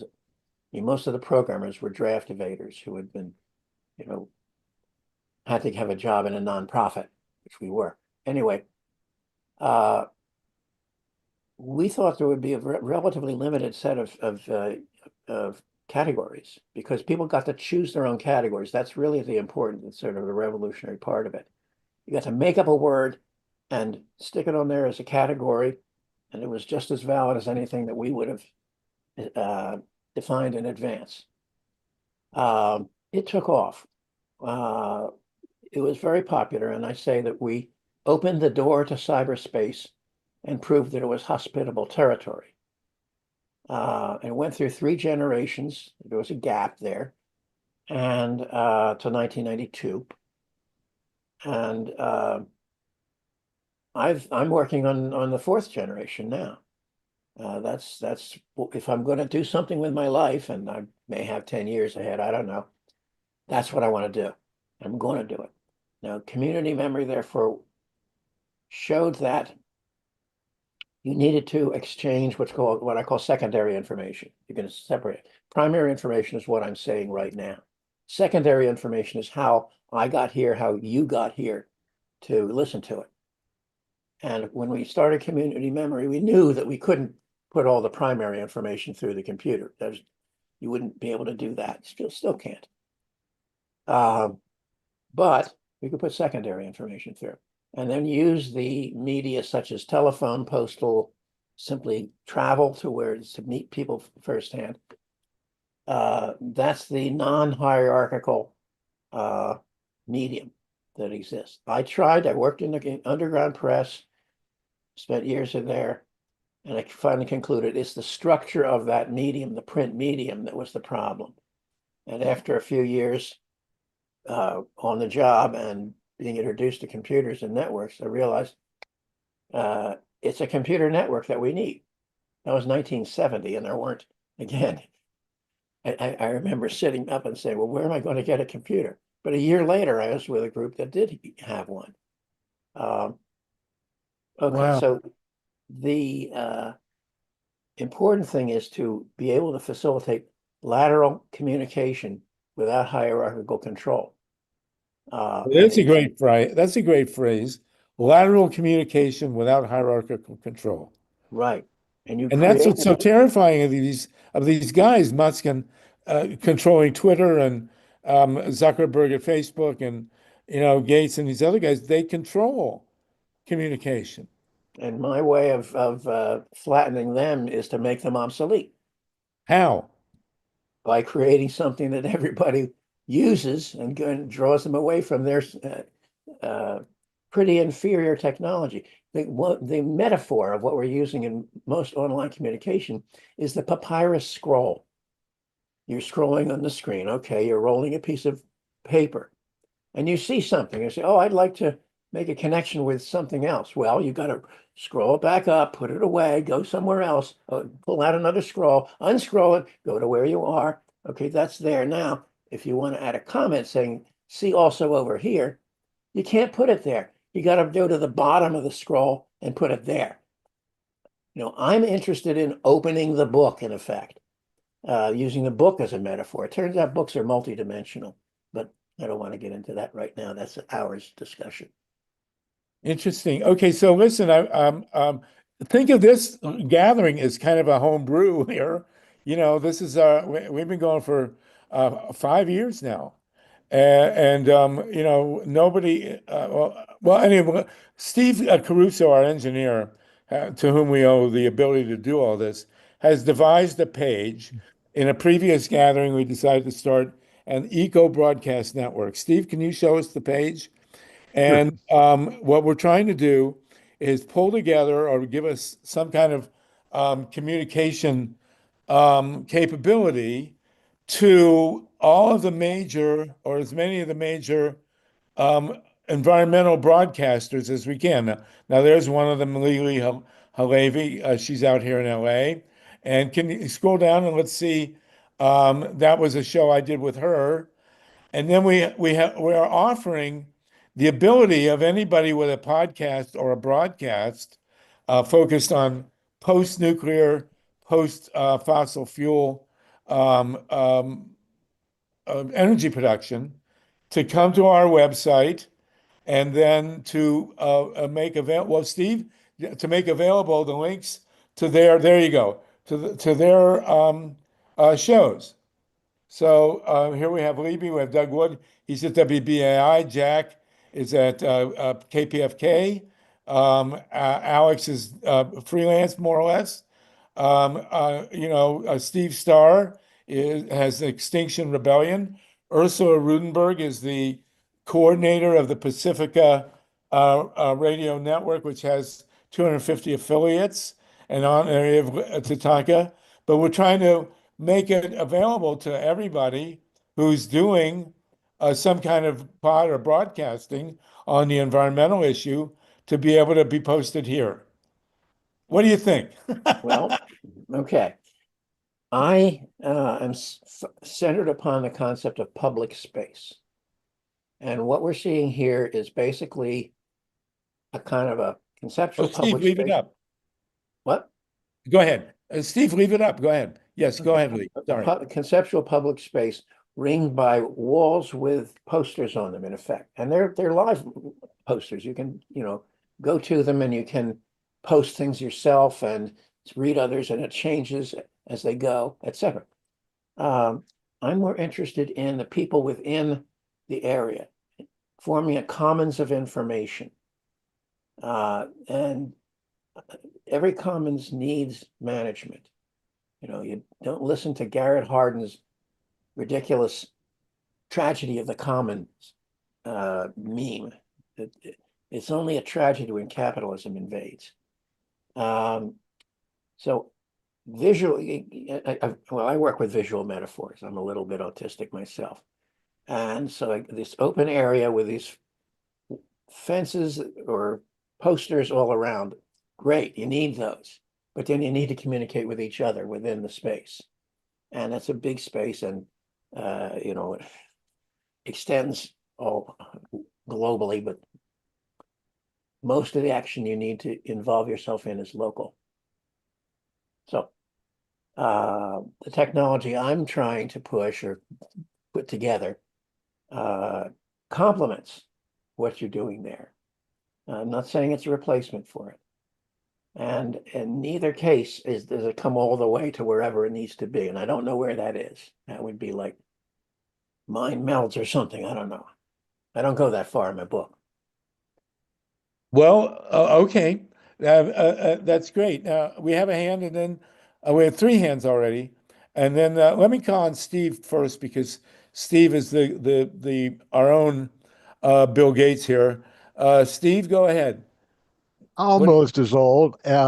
Lee, you got 10 years on me. God bless you. And I hope you have another 100 more, but is that a threat? I don't know. Anyway, um, I started on computers. I had an 8080 chip back in the day when I was on the bulletin boards. And here comes this guy from the Antarctic, comes in and starts talking about the Antarctic on the bulletin board. I think, Lee, this is what you're talking about, that there's just like not this hierarchical, hand me down kind of, but that's where all the money is now. That's where these guys are making billions of dollars, literally billions of dollars. And how long is that bubble going to last? I don't know. Maybe you can tell us that. I don't think it's going to hold up that long. It's like cryptocurrency. Everybody's betting on crypto going up and up and up. No, it's not going to happen. And the only way that people create value is from labor. That's where all capital comes from. You got a bunch of machines running in the back room that's supposedly making money. No, that's not happening either. That's a fake. So, I don't know if you want to insert something here, Lee, but Okay. I had to go ahead. Yeah, looking at him and say, well, that's where all the money is. You shouldn't go there because everyone else goes there, and they're in the power position, of what I call livestock in an information feedlot. That's kind of what we have where the money is going. When the technology Say that again, but develops- I want to make sure everybody understood that. That jumped out at me from your book. This phrase, information feedlot, FEEDLOT, which is where Correct. they fatten cows. Go ahead. Yeah. Except we're not the ones who get fattened. They do. So as technology develops, as soon as somebody can make money on it, they stop the development, which only makes sense. They don't want to develop it beyond their ability to haul in the dough. And as you look around, you see everything just stopped, early on, developmentally. Well, that's the reason. So don't follow the money.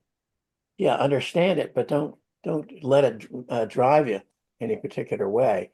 Go forward with your visions, and those visions are really important. Cultivate them. Talk with people about them. And I don't want to say I'm the one with all the visions. No, I have one, and I've been following it for 50 years. It's frightening to say that. But the aggregate will have to be a large number of people's visions, and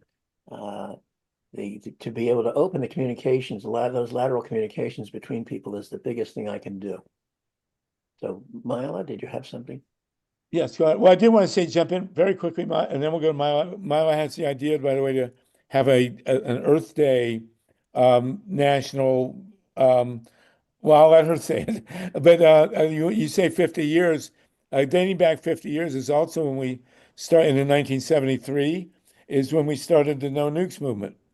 And in 75, we had a vision of a green powered Earth. And that's, the last half century. And they're very parallel in my thinking, the home computer, the computerization of whatever, alongside the push for renewable energy. Myla is a great advocate of that. Go ahead, Myla. Hi, it's just a pleasure to meet you, Lee. I have been organizing an offering to the 5 Pacifica stations and the 250 affiliate stations an opportunity to participate in and offer a Earth Day programming for radio, and to involve people who've been working on this issue, to broadcasters for some time. So my thought was that out of that might flow this eco broadcast network, but my first focus is just coordinating the programming and coordinating all of these people who might participate in the programming. And I really thought that the broadcast network might flow out of that project. But one of the things that I haven't had time yet to do is to set up a Discord channel for all of the programmers who might participate later in the Eco Broadcast Network. And how familiar are you with Discord? Because it seems to me on a Discord channel, you have greater potential and possibility for lateral communication. And that was why my first thought was to set up a Discord prior to setting up a website. But I'm delighted that the website is, somebody else is working on that now. But I was thinking in terms of taking this project step by step, and I just haven't had time yet to set up the Discord. Okay, I'm familiar with the Discord because I've used it in a couple of areas. I'm not completely aware of everything that can happen on it, but I am pretty unimpressed by it. I'm sorry to have to tell you. It's something you can get for free and use and so forth. But it's really just the scroll. Not so. Not at all. Not at all. There's a potential for people to have conversations, audio conversations, to have discussions, to share information, to meet at certain times. It's far more than a scroll. And I never got past the scroll, apparently. oh, okay. No, it's far more than that. And I've been involved with a number of communities who have been using it it has a lot more capabilities. So you might be interested in looking at that. But the feature that I particularly like is that there is an ability for people to communicate with one another and bypass, that they're not limited to simply posting a message on a bulletin board. It's there's a much larger capability, and there is a capability for lateral communication, the kind of communication that you're envisioning. I'm not going to discourage anyone from using any tool, because my entire career in engineering has told me that I have to expect to use imperfect tools. And tools are always imperfect. So I want to encourage you to press on that particular aspect of Discord in this case, and see how, I don't know what kind of experiments you can do and organizing discussion groups and seeing how they go. I'd be very interested to learn about that, because it's completely relevant to all other technologies that are coming forward.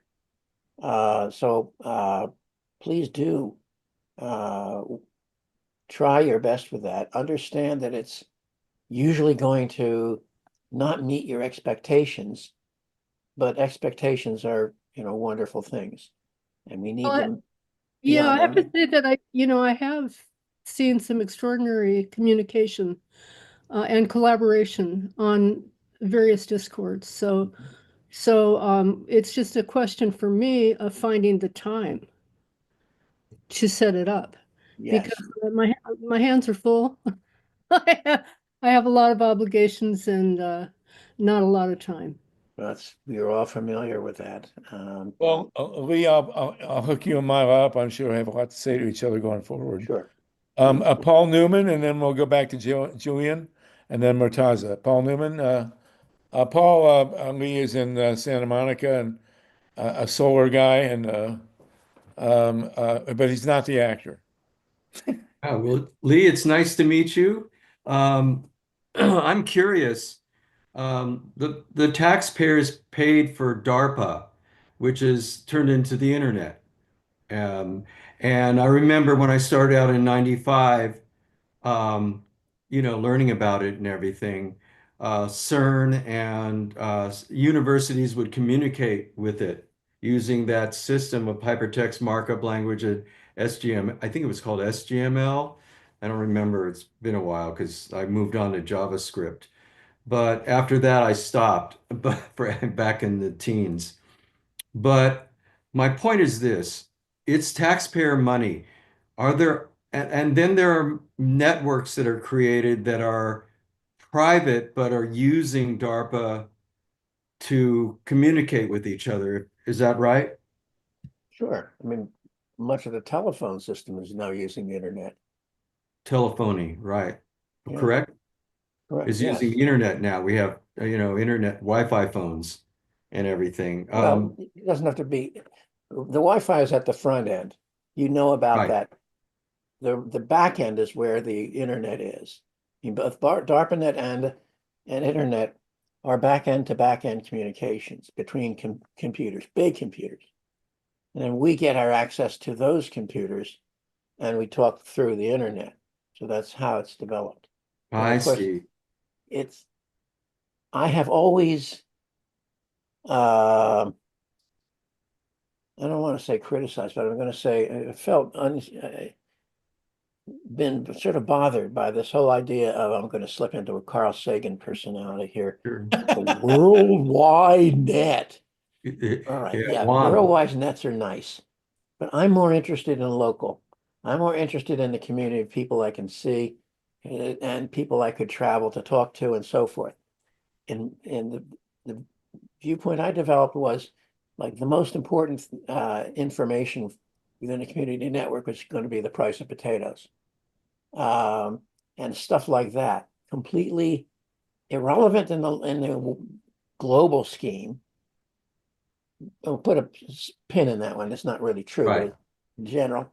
But very, very important for the people who are involved in that in trading and so forth, and all the various interactions that take place in the commons of information. Remember, commons of information is nothing new. It is the agora.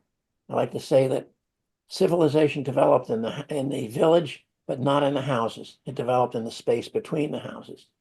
And that became the public square, the agora, the plaza, the plain, and so forth, the town square. Uh-huh. And then it got privatized by capitalism. And now it's the mass media.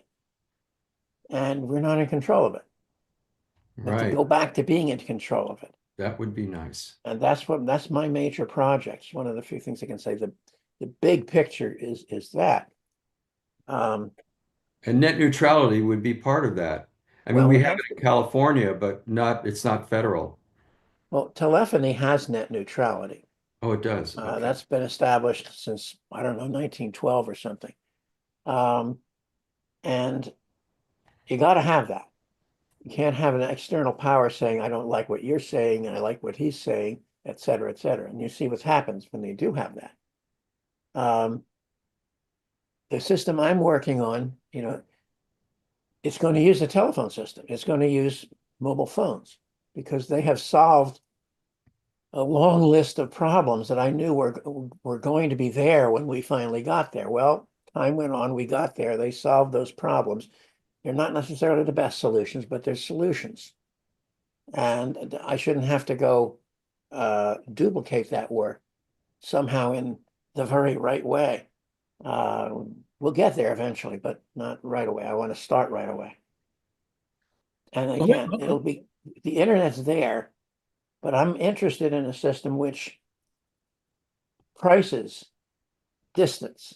In other words, if you want access to that worldwide net, okay, but you got to pay your micropayments for that. You're encouraged to use it locally. Again, Very read the interesting. book. In your book, and Paul, jump back in if you want at any time. I was reading your book, and someone in there made a critique of mass demonstrations and said that, okay, we have these big demonstrations and people show up and it's basically for show because, you do a head count and then that's how it impacts. So I had what I thought was a genius idea that since everybody is now coming to mass demonstrations, everybody has cell phones.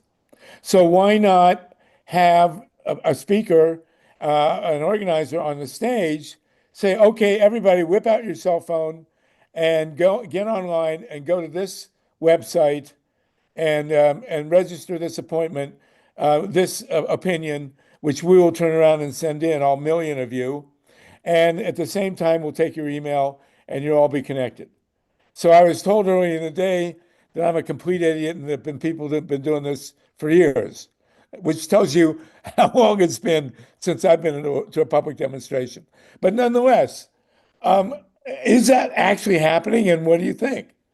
I don't know if that's actually happening. Believe me, I'm not really at the leading edge of anything except my own little ideas. However, stadiums have to have a large number of antennas, wireless antennas, cell phone antennas, because each one is a node. And if everybody wants to watch the game, it's a tremendous overload on the system. If you had a bunch of people get together and everybody took out their phones and tried to dial a number, I don't know if the system would crash, but it sure wouldn't work very well. It's not designed for that. However, phones with cameras have the capability to read QR codes, which are posted or graphic. You could stick those up on posters all over the place and say, basically, this is your portal to this. And the other point is that I wanted to make is that you've got people walking in a line. So they're passing by an area steadily. Not everybody is within that range. So you've got one way they could be on their phones during that time to different, cells and so forth. I don't know exactly what the political content would be. But what I did in that chapter was I realized this was about 1970. And I wrote into this guy on the radio. And I basically advocated, well, why don't we have basically community forming events that people walk to? So they get together in a group and you see everybody, and then you go to a place, to a venue, and there's entertainers for the kids, and the rest of the people share information in different ways. At that time, I was doing a sort of instant directory, and TATANKA knows this because I did that with him, in which everybody enters their information, and the phones are a good way to do that. And then we print it all up. Takes a copy shop or something and some software, and then distributed those printed summaries, those compilations to everybody as they're leaving. They get in, they also listen to speeches when they're there and all that stuff, and meet each other and hit on each other and so on. Now, I did that once. Well, I mean, a couple of places. Never did know what the outcome was. That's the other point. I'm not an academic. I don't have a study group behind me. But nonetheless, it's something we could do. So if people think about this, it's not just for me to think about. Well, clearly there needs to be a way to take mass demonstrations to a new level. And because, as is pointed out in your book, we are not getting the maximum mileage and impact that we need to have from mass demonstrations. And people don't know what else to do. So an electronic dimension, passing out, maybe the organizers should have a printed on a sheet of paper, a Q code to pass around to everybody in the gathering, or as you said, to have outposts as people walk in and out. If you think that if everybody lifts up their cell phone and tries to go to the same website at the same time, the system's going to crash. Okay. So this is a problem that needs to be solved. I mean, clearly, we're going to have more and more mass demonstrations as the age of Trump, slogs onward, and we're clearly not making the best use of them. And to solve it, you need to define it. Real quick, Sluggo, we got 6 people with their hands up. Yeah. Okay, this is great. Good. We still have 55 people with us, proving once again that we have an attention span. Julian has been waiting a long time, then Murtaza, then TATANKA, Donald Smith, and Dr. Nancy.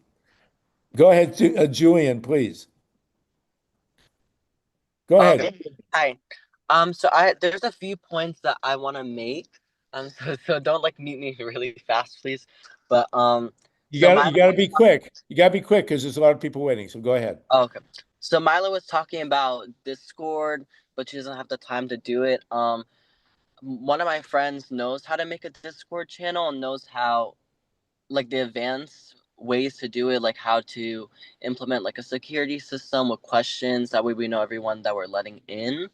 And then also how to assign moderators who can like ban people and enforce rules. Another thing is I haven't heard people on here talking about Google Docs. I love Google Docs personally because it's very similar to Microsoft Office, except it's free. And when you're doing a Google Doc, so there's different ones in there, like Google has its own version of Excel, has its own version Hey, of real Word. quick, before we advertise other people's services, let's see if they'll pitch in and sponsor us. Oh, hold on a second. I really want to connect with Julian and find out more about Julian. I can put my email in the chat. Yeah. And would you send me an email so that I can meet your friend and see if maybe your friend would be willing to help? Yeah, like cause she's very good at it. It would take her like an hour or two to like create something. Yeah, I can set up a basic Discord, but I don't have as much experience with setting things up as your friend seems to have. So Well, there we go. Peer-to-peer communications. Yeah, this is what we did in Very Homebrew good. Club. You and you get together and talk Mm-hmm. because you made the Yeah, you connection. can email down and I'll email you. And then one last point that I want to make. Okay, so on the Google Docs, when you work on a document, you can add people onto the document. So several people can work on a document together, like on an Excel together, and everything that you edit, it's automatically edited for every single other person that is in the document with you.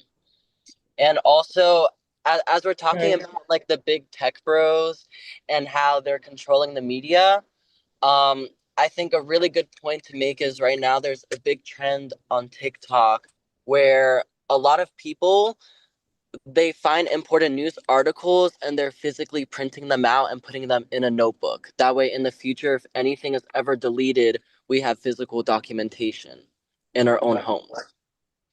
Good point. Is that why they're trying to kill TikTok? There's a lot of reasons, but yeah, it's like a big trend. Like you can just get a notebook from the dollar store and just any article you see, you can just print out and glue it in there. That way we all have physical copies.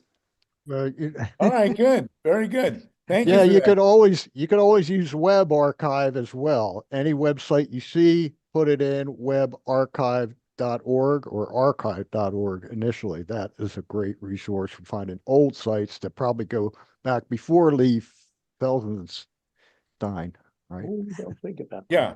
I go back a long way. There you go. Murtaza, I got you unmuted. Then Tatanka, please. Great. So No, I'm actually just go ahead. let more people speak. I have something to say, but let the other people speak. Okay, Murtaza, go ahead, and then Donald Smith. So I was actually not gonna talk about this, but since the conversation came up about QR codes, I'm putting something in the chat. So the most recent, I'm leading a local Indivisible here in Monterey, and at the most recent rally in Indivisible, it told us that we need to get people's emails, we need to stay in touch with them, and so I had this flyer.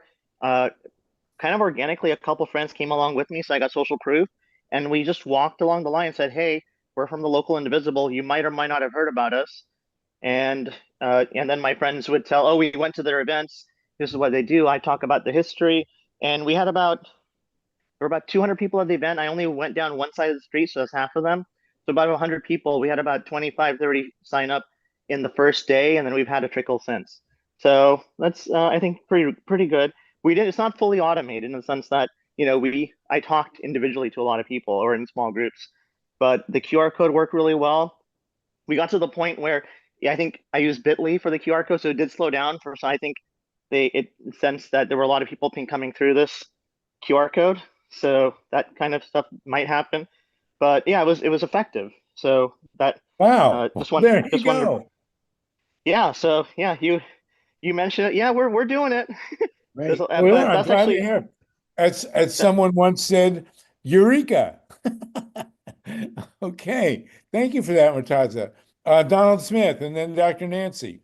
Okay, so mass demonstrations worked in the 60s. I am very doubtful they will work. The agent provocateurs, plus there'll be some like black, what do they call them, the black group, block people who are violent. If there's a little bit of violence, the right-wing media will portray the whole thing as violent and they'll suppress it. And it scares the mainstream people. So I'm not convinced that demonstrations can work. Nextdoor has a huge amount of communication on it, but it's mostly crap because it needs more moderation, and it's just vitriol and misinformation. And the mainstream media is dying, so the left does need to make its own media. Maybe Blue Sky is better than Facebook, but it Hey, needs money. It needs to be funded. Donald, real quick question. Did you hear what we were saying in terms of the Eco Broadcasting Network? I heard some of it. I may have missed parts of it. Yeah, no, that's exactly what we're going for. So thank you for bringing that up. And that's something we're going to stress. We need to have our own network. Thank you, Donald. You talk about network. I mean, they're competing groups for networks. I've tried to make networks and websites, and they work for a while, but then other people have their turf wars. So we say the left is divided into all sorts of groups. It's not very easy to get everyone to agree. There are differing opinions, different focuses, and their ego battles. So it's not easy at all. You need money to do it. I'm sorry, unfortunately. Well, Are but you going to we're pitch trying to in? people do love mass demonstrations. We're clearly going to have more of them if we can add a tangible, workable, electronic, internet kind of dimension to these mass demonstrations. That would be very cool. I mean, people love that. Mass demonstrations have their own appeal, as Lee has mentioned. Hooking up. So They feel good. there you They can feel good, but it's not clear they're any useful. The New Yorker had an article about that. Do they do any good? They have millions of people protest against George W. Bush's Iraq war. No effect. I think it did have Except to those people. Lee's trying to say something in all this. Go ahead, and then Lee. Dr. Nancy. No effect except to the people who participated. That's not nothing. Right.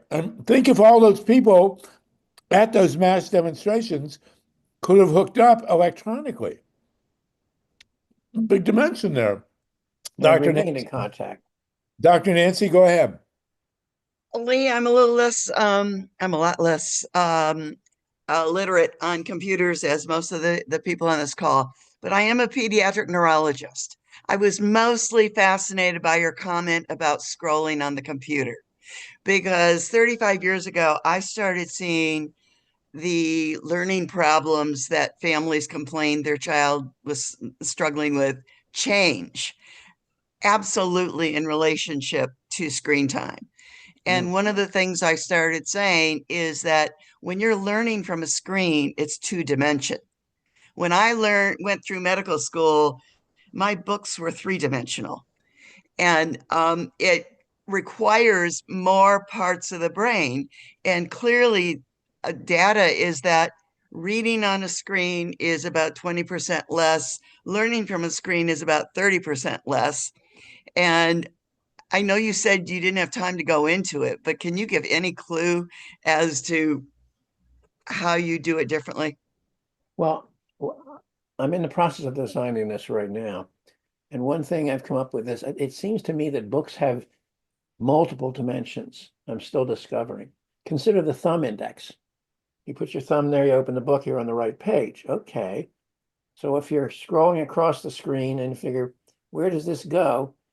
In the thing I'm designing, you go off there, off the edge of the screen, and you see a literal simulation of a page turning, and you're on that page. And you could go back, or you could go to other pages, etc. This is one little example, but there's the table of contents and the index, all different things. And you're not constrained in the cyber dimension by physics. That is to say, the fact that there's only so many pages, etc. There's theoretically an infinite number of pages. And because people have been studying books, since the 1500s, we've gotten used to it. The baseline for the education that you were seeing was with books, as you've said. We can basically make the step off of the scrolling electronic technology into paging electronic technology. You do technological advancement one step at a time. You don't bridge it in large jumps. because you tend to fall into a hole. And so this step is going to have to be off of the papyrus scroll onto the book-like thing. And then as we go forward, that's going to morph into something else, and the next stage will become apparent. I don't know what it is, but it might have a lot to do with discussion, because that's the other thing about books. They foster discussion. And you can go back and make reference to them and so forth. And you think of the salons and so forth. People are bringing their books and saying, but this says this is it, or that says that. And that's obviously a process, important process of learning. We have no idea where any endpoint is. I don't think there is one. But we do have to make that trip. We cannot sit around and say, yeah, this is the way it is, and this is the way it will always be, when I've been listening to that, I usually leave the room because I got things I got to do to negate that. So thank you for bringing that up. Thank you. Right. You're muted.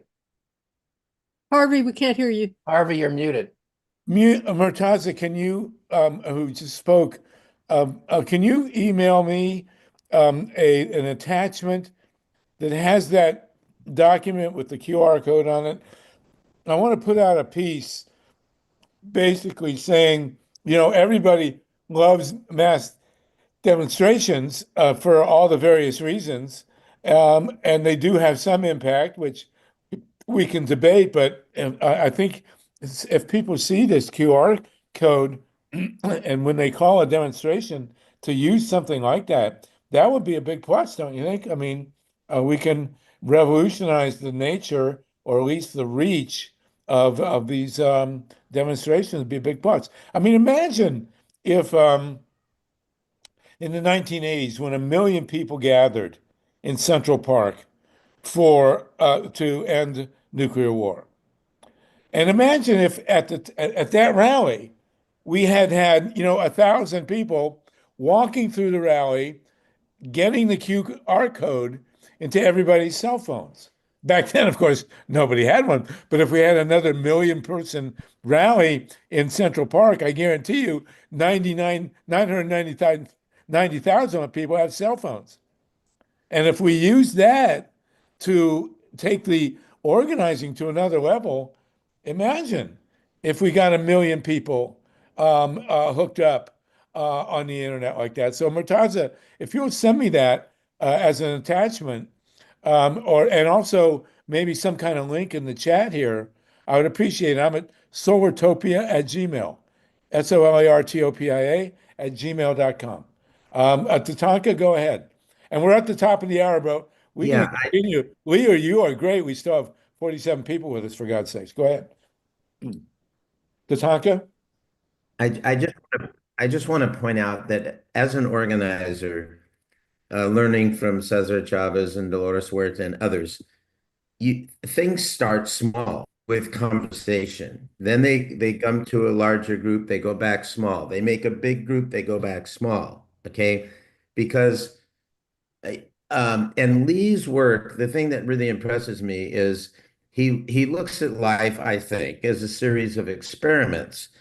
Gandhi talked about his life as a story of his experiments with truth, that it was an experiment. You learn from it.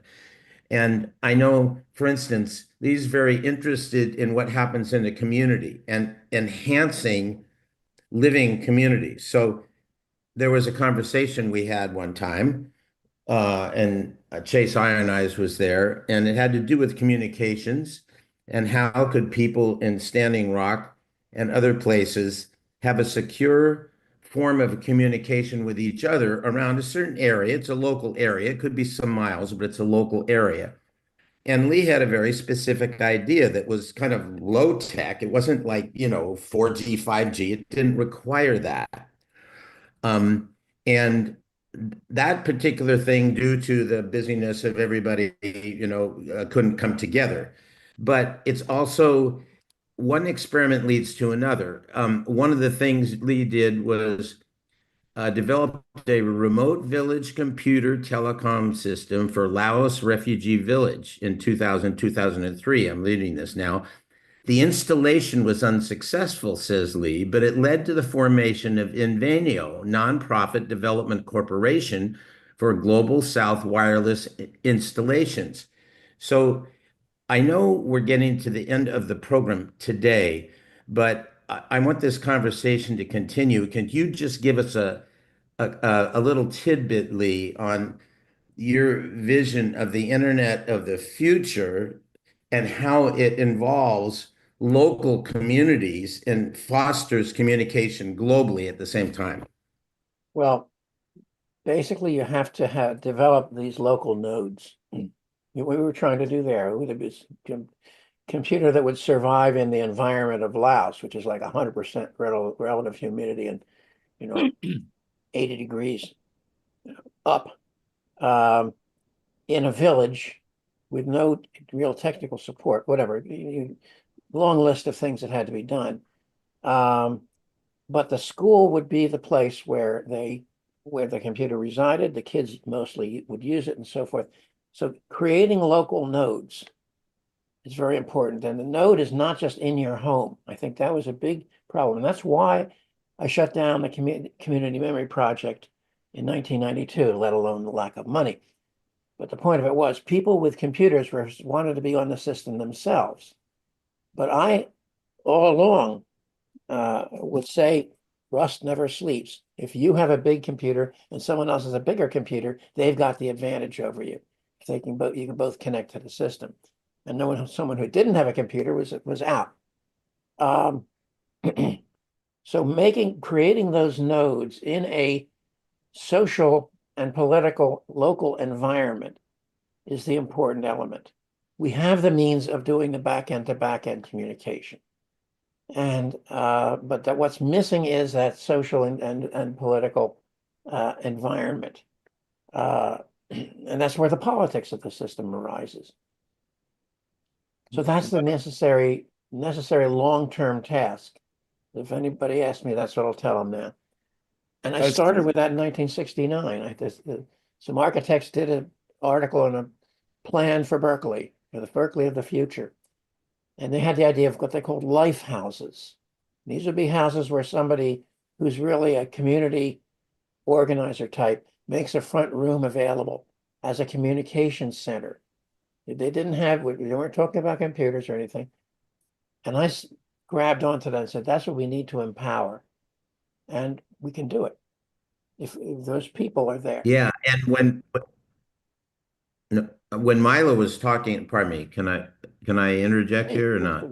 Yeah, go ahead, please. Yeah, when Milo was talking about an Earth Day event and programming, what I was imagining is gatherings of people in all kinds of local places doing something physically together on Earth Day. Then you're networking all that and you're using radio, but there's other ways to enhance it. Does that make sense? Yes, it does. Very much so. I mean, all the way down to paper. Steve Caruso, you wanted to jump back in, Steve?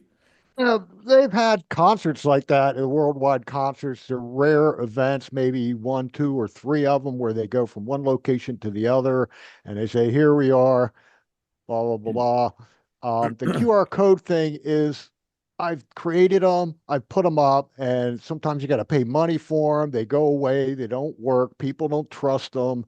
If you click on it or take a picture of it and you click on a link, you can't read the link.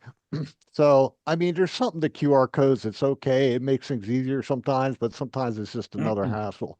Well, what's the alternative? What's better? Links, just a link. That's all.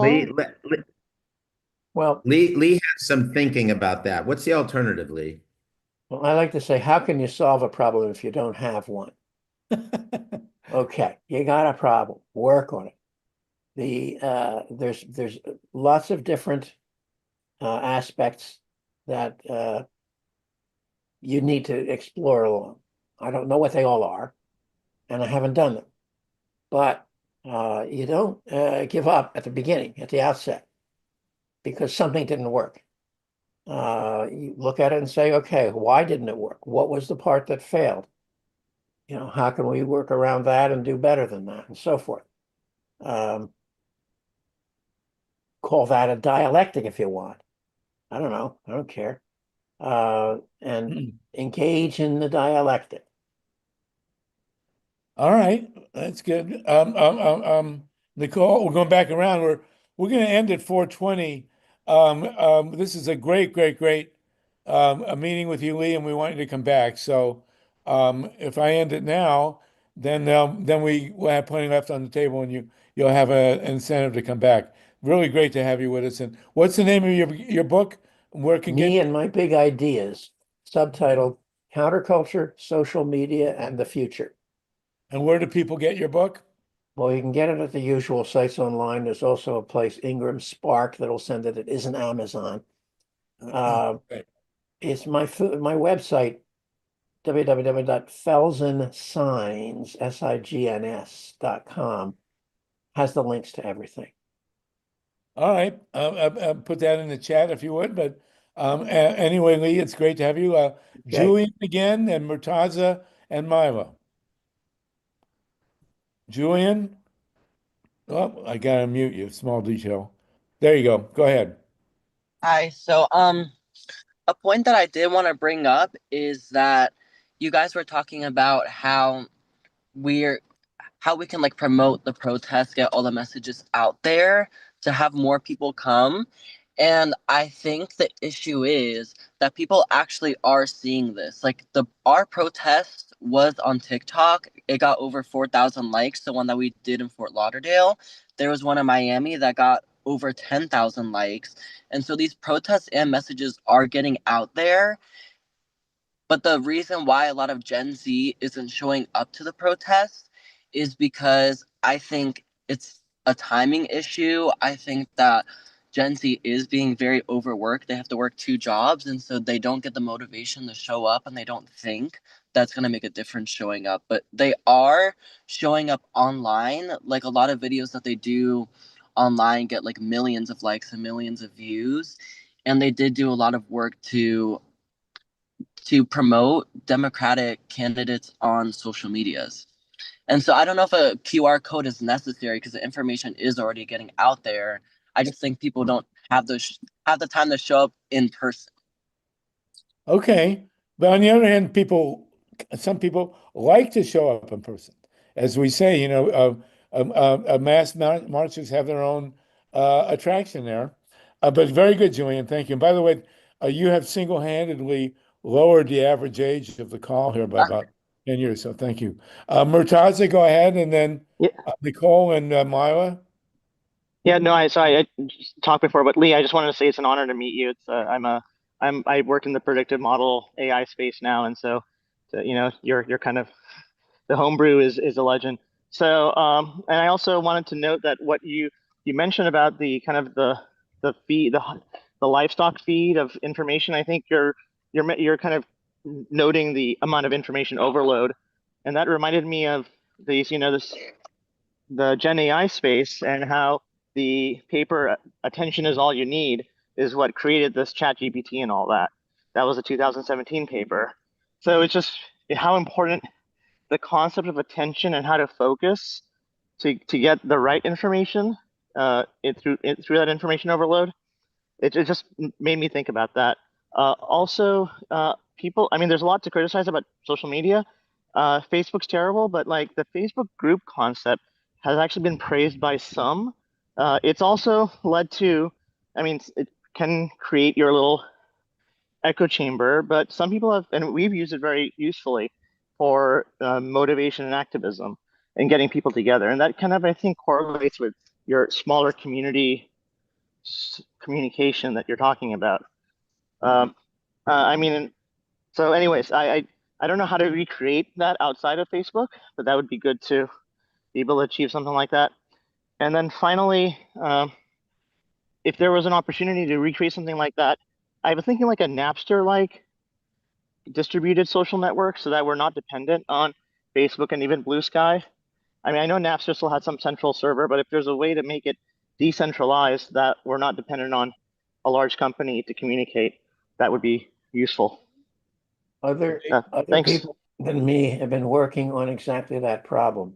And there are various solutions that are coming together. And I'm very happy to hear that, because what I'm trying to do is going to require that. I don't want to, I have to try to get it out from under a centralized system. So when somebody wants to attack it, there's no place to attack it that'll set it and take it down. Thank you. And Nicole, and then Myla. Myla probably get the last word. If you want to get a last word in, now's the time. Nicole, go ahead, please, and then Myla. Oh, I got you muted here. Yes, I couldn't unmute myself. Thank you. There we go. There's two things that I would like to talk about. One is some strategists were saying that when we're all screaming about Tesla, Trump gets away with it. He can say, "Oh, it was all Elon Musk doing." So if things don't work out, his MAGA people still like him, and they just blame it on Elon. So we gotta link that, demonstrate against both Trump and Elon. And the second thing, I basically mostly work with Facebook. I'm not very familiar with the other things. I'm just learning with the other places.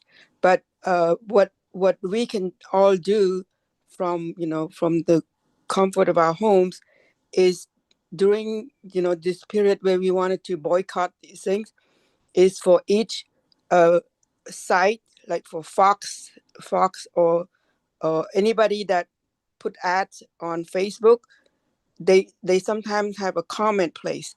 So you go to those comments and you tell them, I'm not buying anything from advertisers as long as Facebook doesn't have fact checkers.